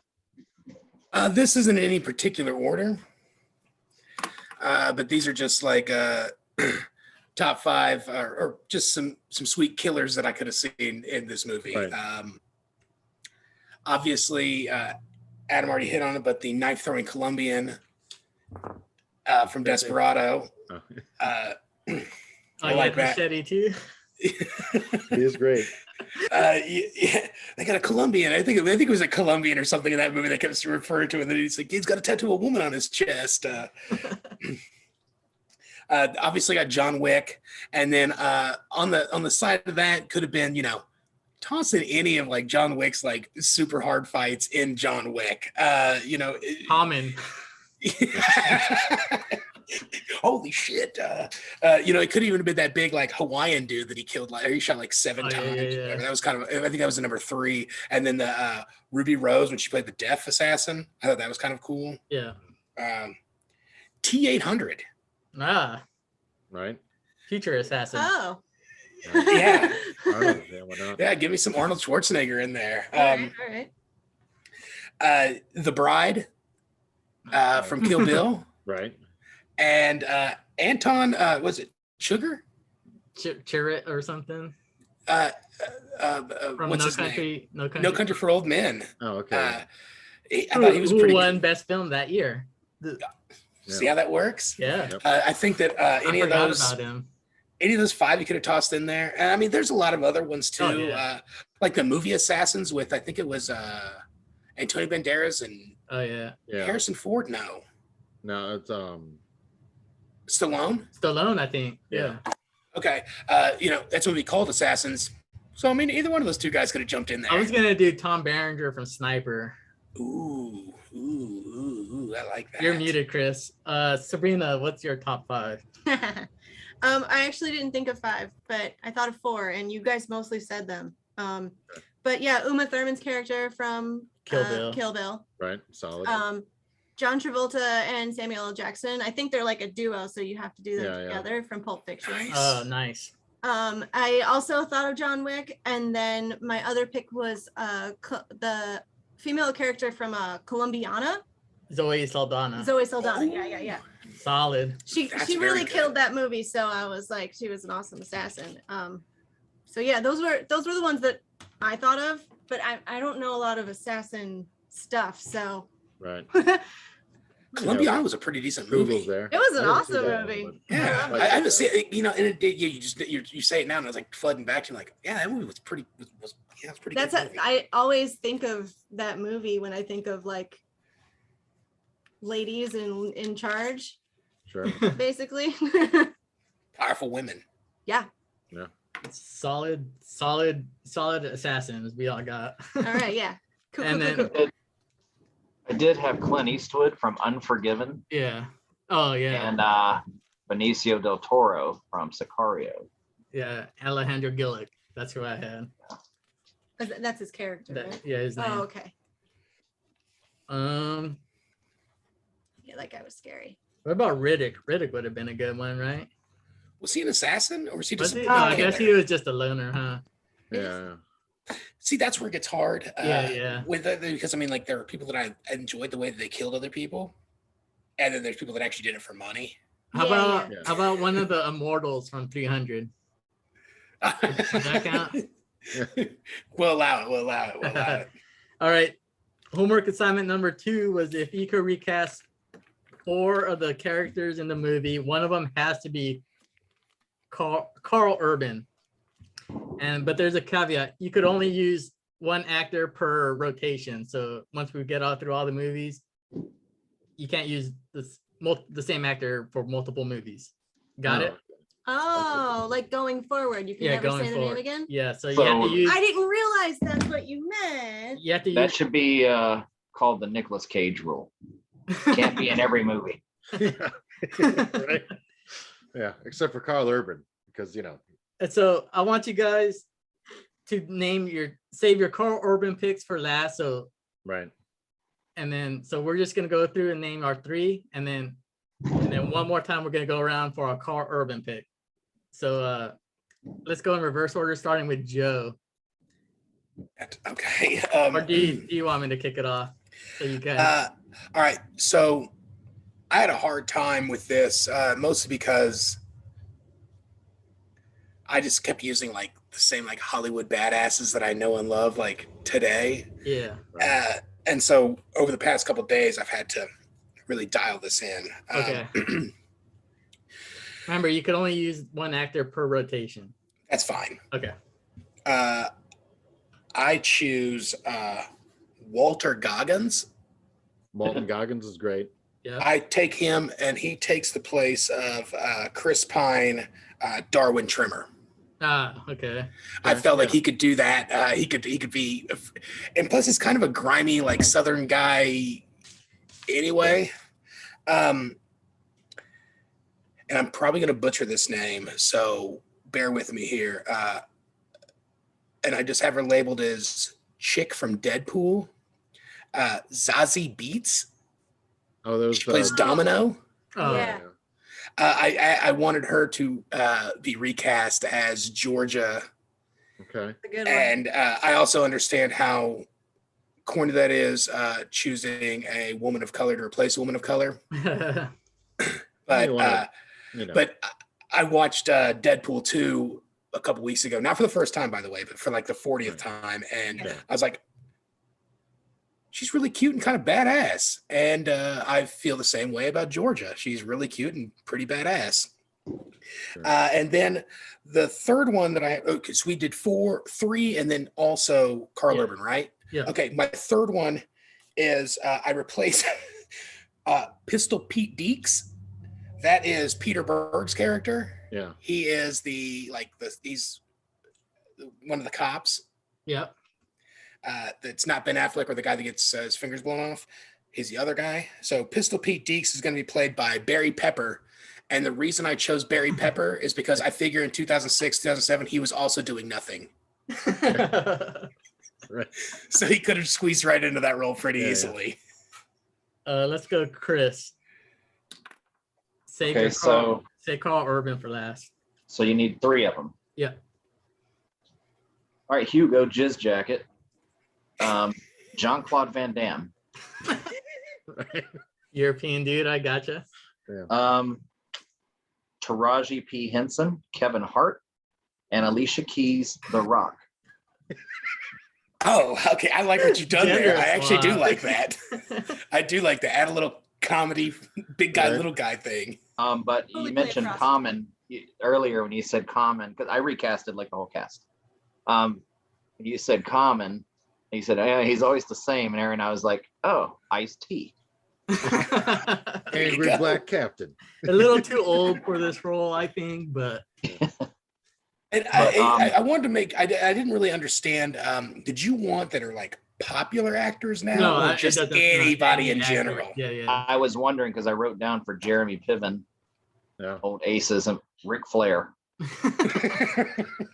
since wrestlers are the ultimate actors. Yeah. True.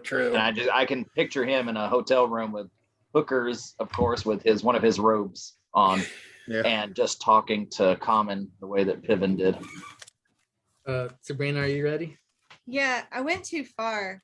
Like I recast too many characters, and I didn't recast anybody as Carl Urban because I'm terrible at doing homework. She didn't Good do thing it. he could do anything. And I didn't fully understand the assignment because I didn't know that. Do you want to do it next time? No, let's just do it since I like put work into this. I still want to see it. I still want to hear it. You put zero work into it, first of all. But No, anyways, I go did. ahead. It's in a note on my phone. I was thinking about this in my spare time. All right, go ahead. So I was going to recast Jeremy Piven as Dave Franco. That's who I have as well. Ooh, Really? that's a good one. Yeah. Did you really? Are you guys really aren't like bouncing ideas off each other? Oh my God. No, Is it not at all. because, We didn't talk about it. Now you see me. Yeah, it's because he was a card trick guy in that one too. Yeah, that's why I did it.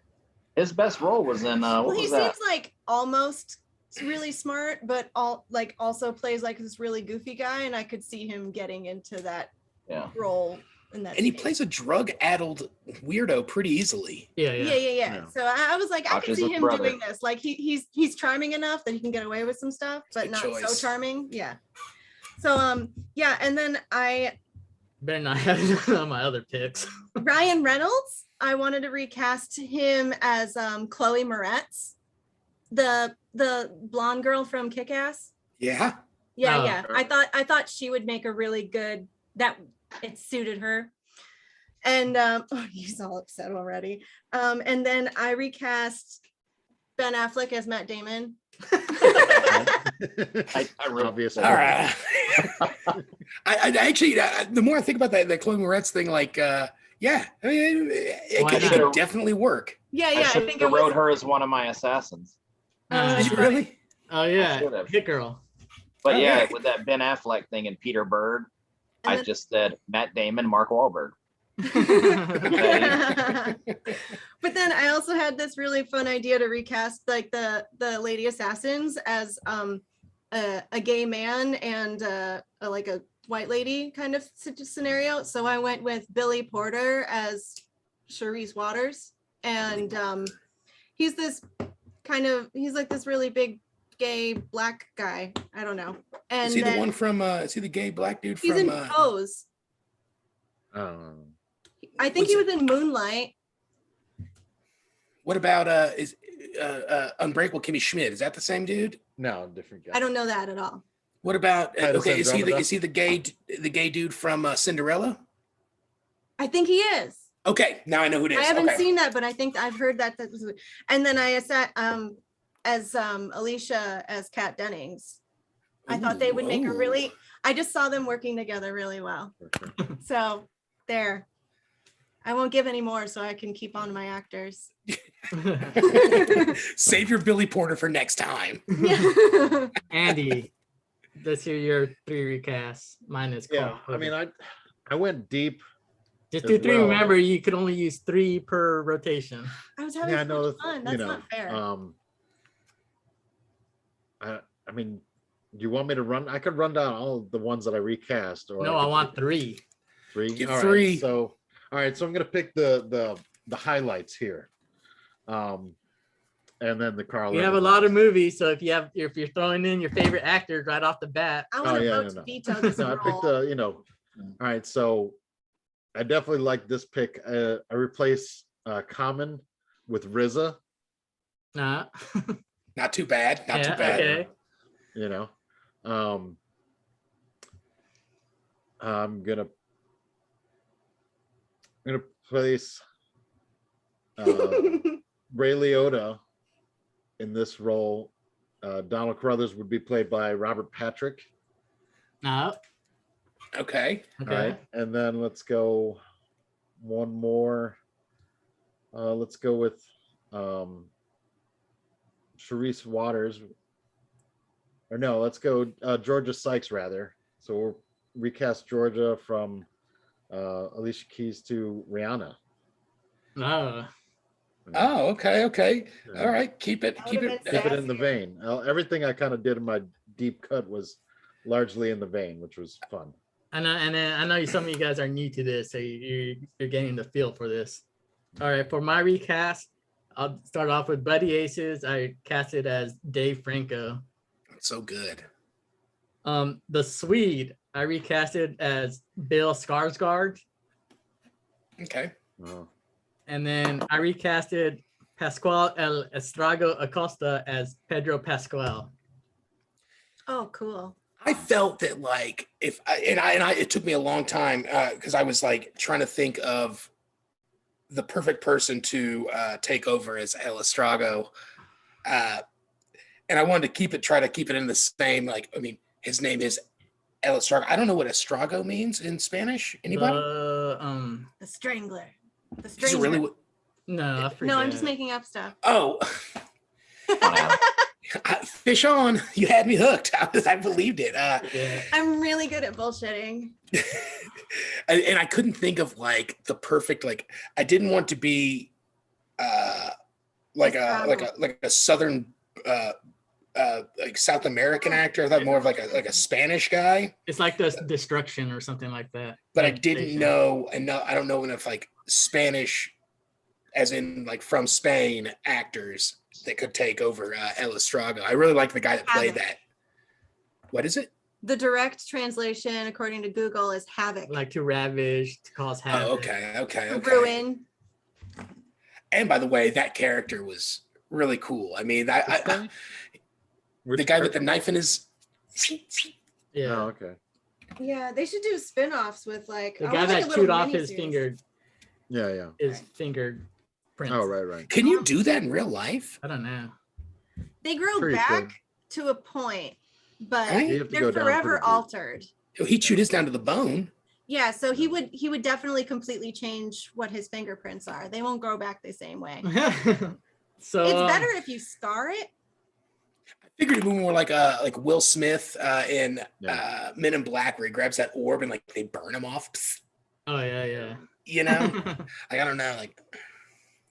And they say like we got. It's better if you scar it, and then you just deteriorate it enough that it won't come back properly. And I always hear like on like SVU or something like we got a partial print. Well, how much do I need to burn off before you don't know who I am anymore? Not that I'm doing crimes. At least Right. half. At least half. I took a forensic science class and actually studied fingerprinting for a second. And you have to burn off at least half your fingerprint to make it difficult, But not impossible. but not impossible. What All right. percentage of the population has a butcher's hook in their print? I don't know. That was like 20 years ago, I feel like. All right. School was a long time ago. I'm pretty old. I also made a rule, being Carl Urban super fans that we are, that we have to recast. We have to put in Carl Urban into every recast. Let's start with.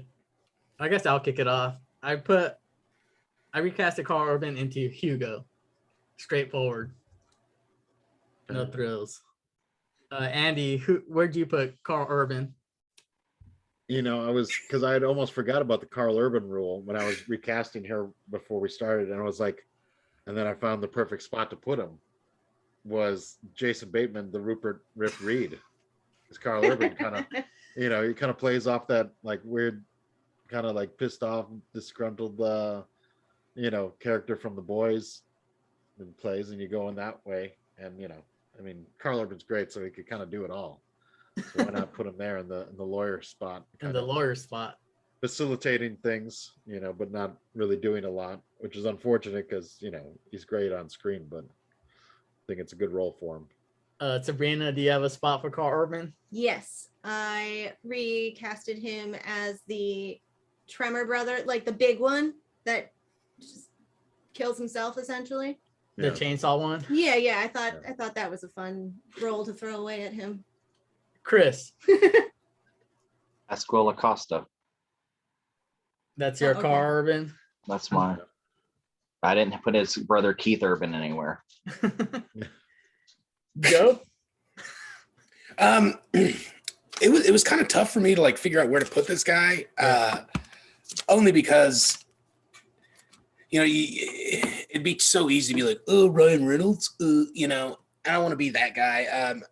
After some consideration, I thought that he would do well as Hollis Elmore, the guy that gets his fingers shot off. Yeah. And only because the way I kind of look at it is he was just kind of like a character that was there, and he was kind of gross and dirty.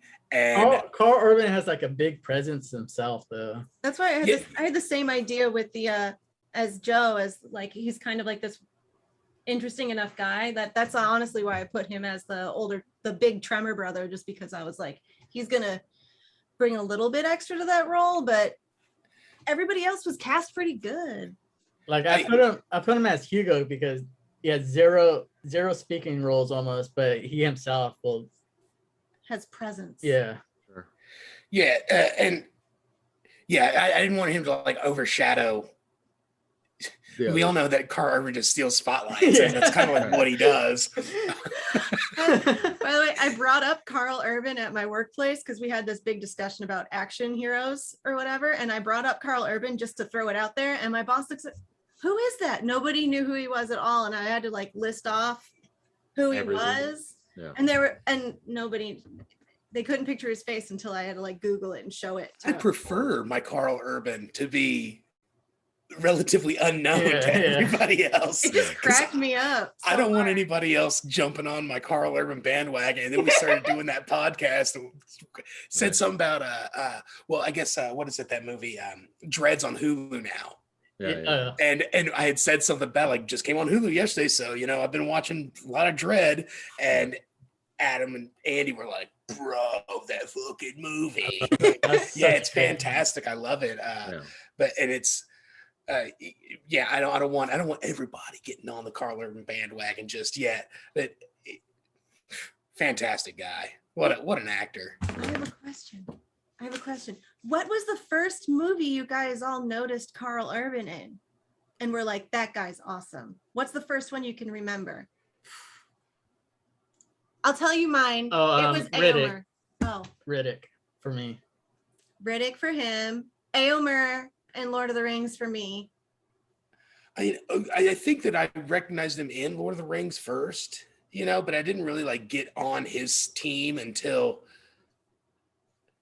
geez. That's when I noticed him and started paying attention for sure. I don't know if he's been in so much. Because whenever I see him in other movies, I'm like, oh look, it's Aomer. It doesn't matter what movie it is. I'm always like, I saw Red on TV about 10 years ago, and I was like, and I was sitting with my roommate, and I was like, dude, that Carl Urban's pretty fucking sick. And then we started like rattling it off. And it was like, holy shit, man. And the next thing you're on IMDb or whatever, and you're like, okay, this guy's been in everything. I love.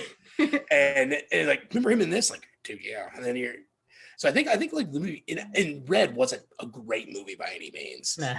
It's pretty good. But it wasn't terrible. I liked it. It's a lot of fun. And so I think that was when I first noticed that he was in so much other stuff that I liked, but I've just kind of like forgotten about him being, a tertiary character or whatever. And then so it lasts like 10 years. And then when I found, then when he's in Dread or whatever, and it's like, put a helmet on him through the entire thing, give him 10 lines, and just let him just go wild. Yeah, and then you get that, and it's a fantastic movie. And then you get The Boys, and you're like, holy shit, this guy is way cooler than I ever could have imagined.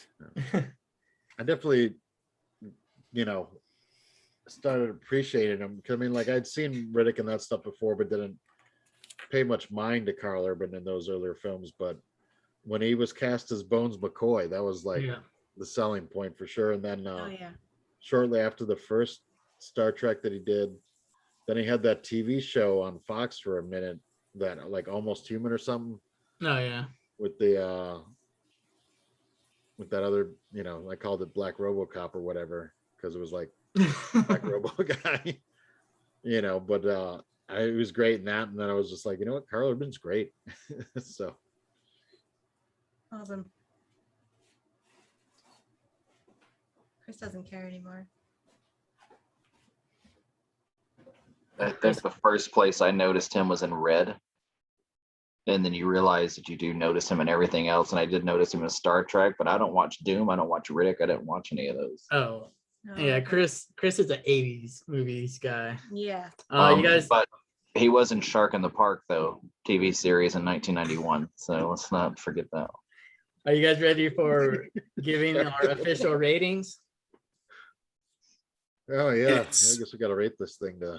Yeah, break down the rating system one more time. We're 1 through 10 on a scale of 1 to 10, and we're using Dixie cups. This is where we incorporate our Navy-ness. Yeah. Just this one. Yeah. This one aspect of it, and the fact that we're called Seamen on film. Yeah. We'll have to figure something. That's why I was saying we gotta incorporate more semen. Yeah. Well, we had the jizz coat, so Yeah, we need to inject more semen into the group. Well, let me brainstorm, I guess. We're using Dixie cups for now, 1 through 10, and half points are possible.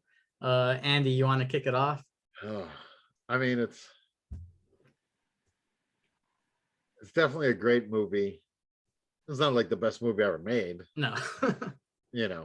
But it's really great. And if it was, it's one of those things, definitely if it's on, you're gonna watch it. I'm gonna give it,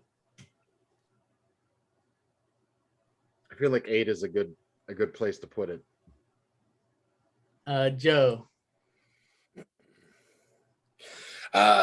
I'm not going to quite give it an 8. 8 seems like what a really, really good movie would be. And while I think this is a good movie, there is still the fact that you can tell what he was trying to do. And I think that it kind of fell short of that. It fell short of the Guy Ritchies. It fell short of the Tarantinos.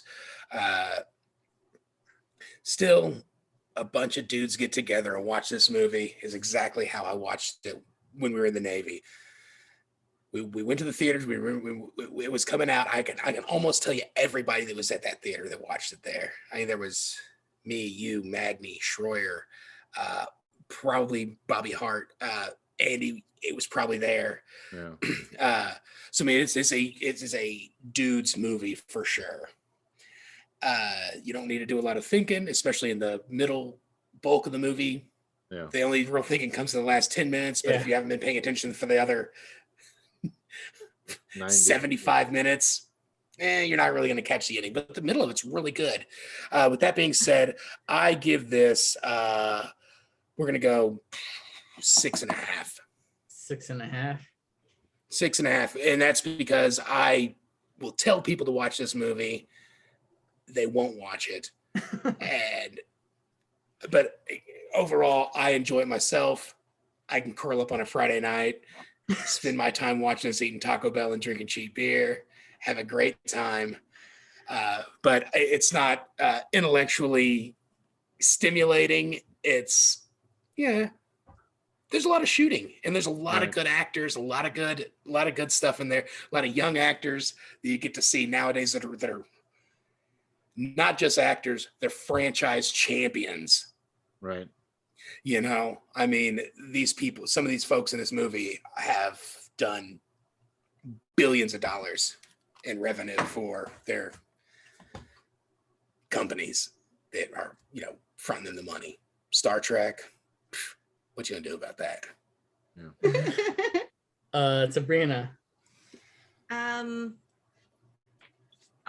It's like a lot of what was already said. It was already a really good movie. It's like really fun to watch, and I could watch it again with no real issues, but it's not gonna, it doesn't alter my view of the world in any way or anything.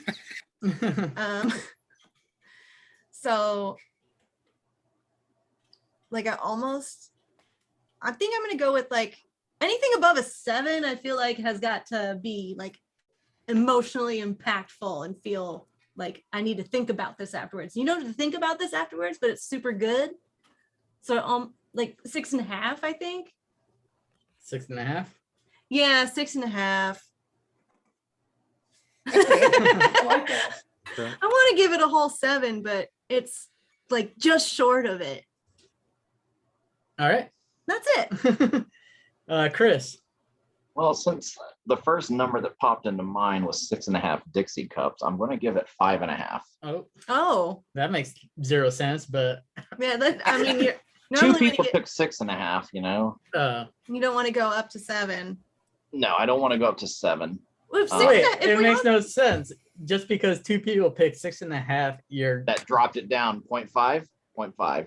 So I'll give it 6 Dixie cups. Just to give it a low end and a high end. terrible judge. I feel like But it's got to be Simon Cowell.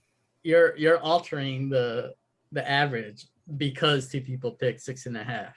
You can put 6.5. You don't get to be That was biased. my original thought. Like conscious bias is not supposed to be a thing. Like it's an unconscious bias. We got to be Like you said, if it's above an 8, we're in Breakfast Club territory. There,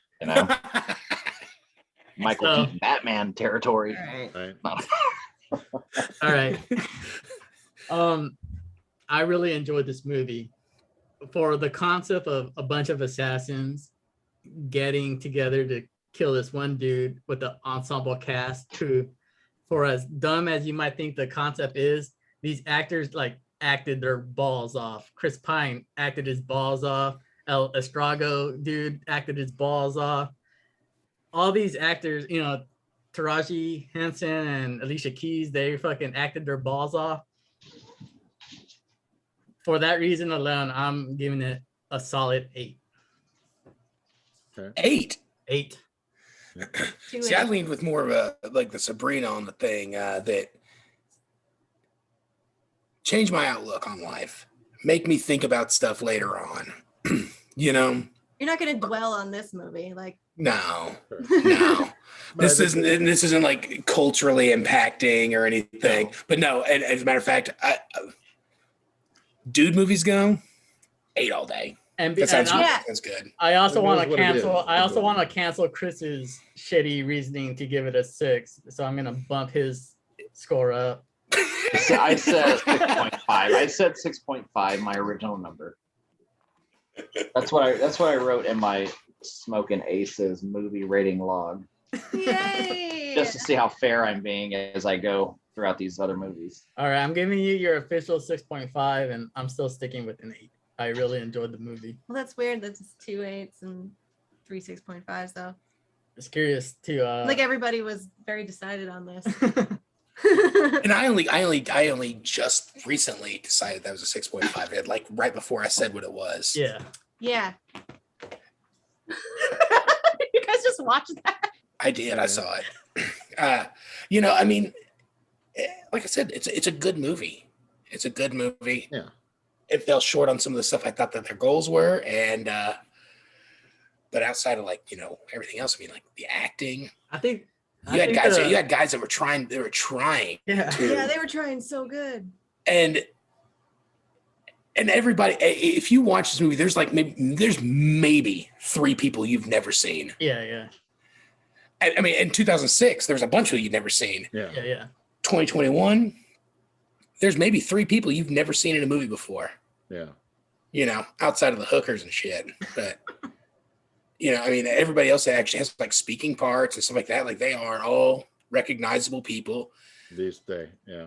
I mean, or maybe not recognizable, but I mean, at least you go like, "Ooh, I've seen him somewhere. Or I've Yeah. seen her somewhere." Or you haven't seen them in a while, kind of thing, or whatever. Yeah. Oh, I wonder what they're doing. The next thing you know, you're on their IMDb page, and then you're. Yeah. Yeah. Any last minutes before we move on? No, I mean, what the last thing? What is just the next film and everything, right? Yep. Yay! So Just to get a little artsy on it. yeah. How about the couple times when like the sunlight shined like right on like Buddy Israel's face? Yeah. All right. I don't know what it means because I never took an art class or a music or a movie class or a cinema class or anything. But I'm assuming there's something there. Chris could bring it to his other movie club and they could discuss it for 7 Yeah, hours. so they'll say something about it. It's just great cinematography and show you the proper way of using shadow and light, to expose an emotion. Sunrises mean rebirth. They Right. mean Sunsets mean this is the end. You get that character is now coming to an end.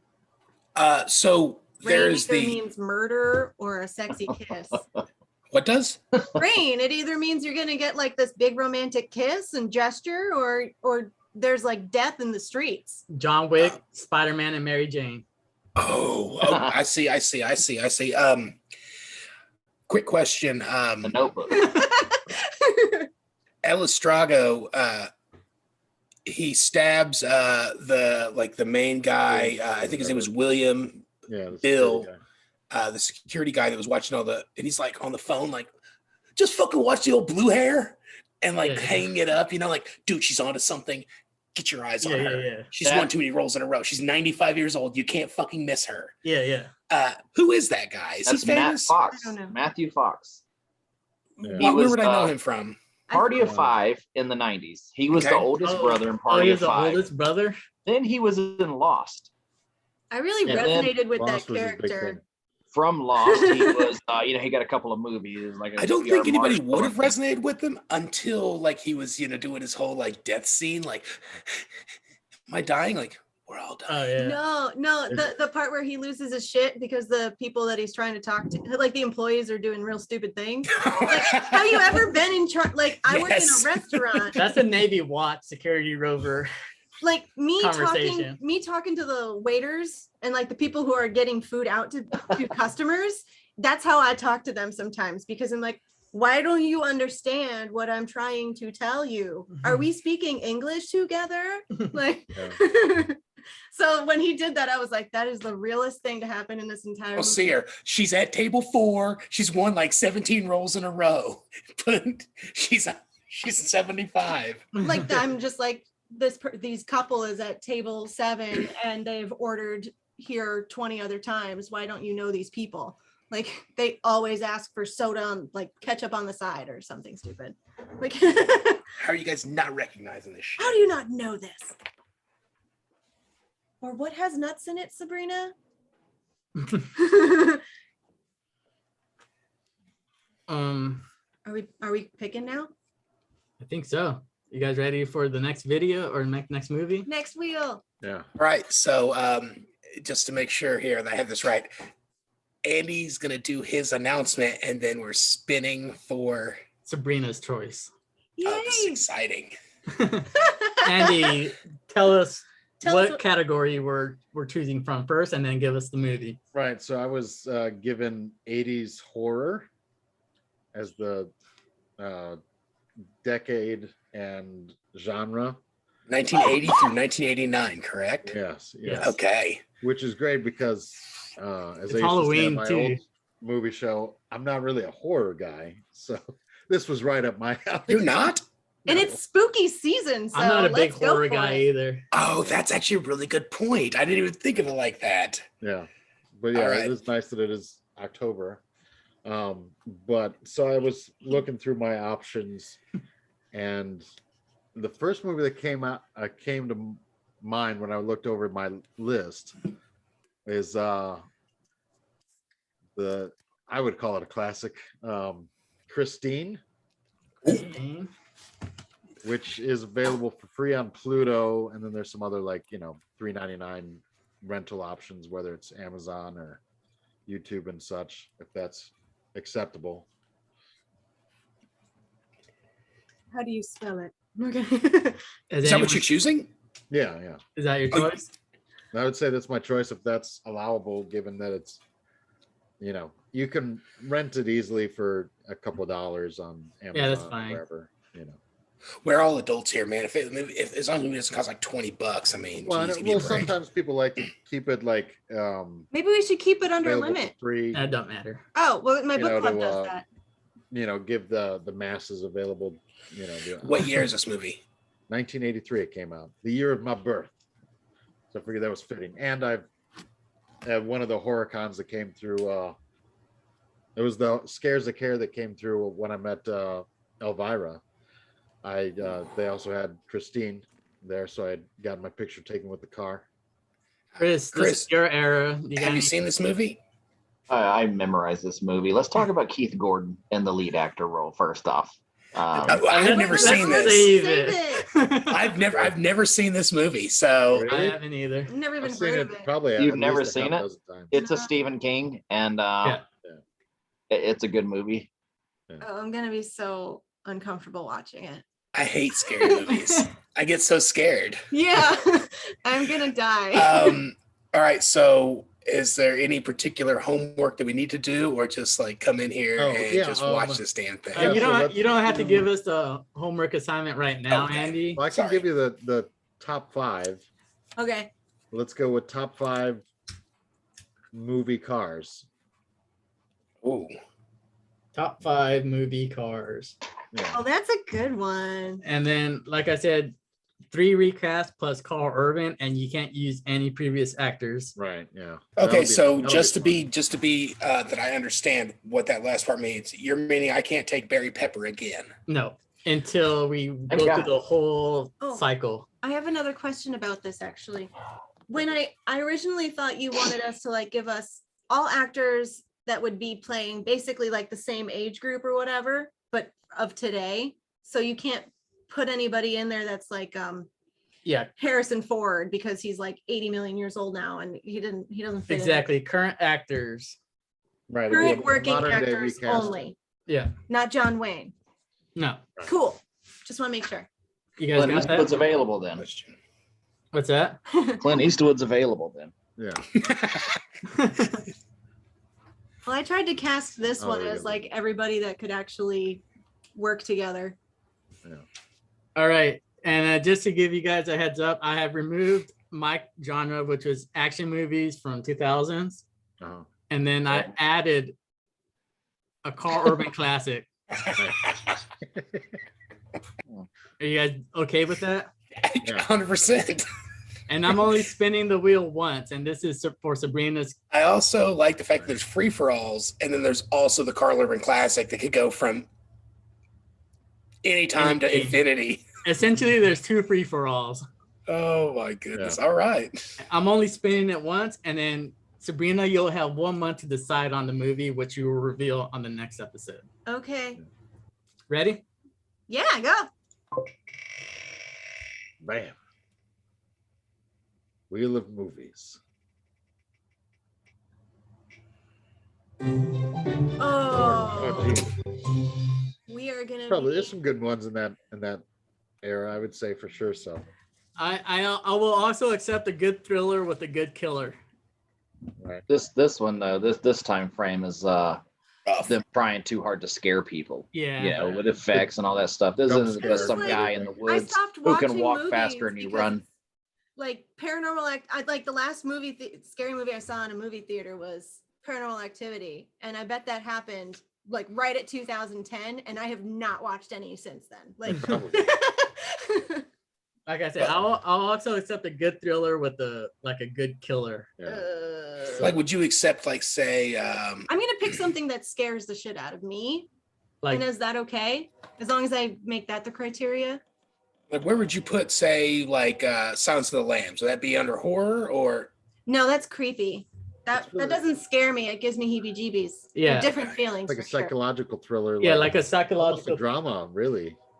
Yeah, that one scares me. But, 'cause I'm- but it got has my to have eye? a killer in it. That's the only caveat, is that there has to be a killer. I can do this. I can do this. Yeah, you got 9 years to choose from. Yeah. Yeah. In a month. What's that cat's name back there? Inez, she's a demon, isn't she? Spell that. YNE with the accent S. Oh, okay, okay.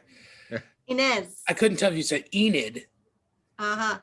like E-N-I-D or not. It's a very good looking cat. She's scratching the shit out of that chair back there. I like it though. All I right. had a Oh, guys. I'm gonna end the episode so that we could Yeah. get to talking about bullshit. Like my cat. Check out the Average G.I. Joe podcast if you haven't already. This is a supplemental movie club, Seamen on Film, as we're going by. One day I won't laugh at that. And stay tuned Good next luck. up when we're watching Christine. And Andy, you're gonna host that entire episode. I'm not Yep. doing anything. All right. Yep. Say bye-bye, everybody. Bye-bye. Bye bye. Bye-bye.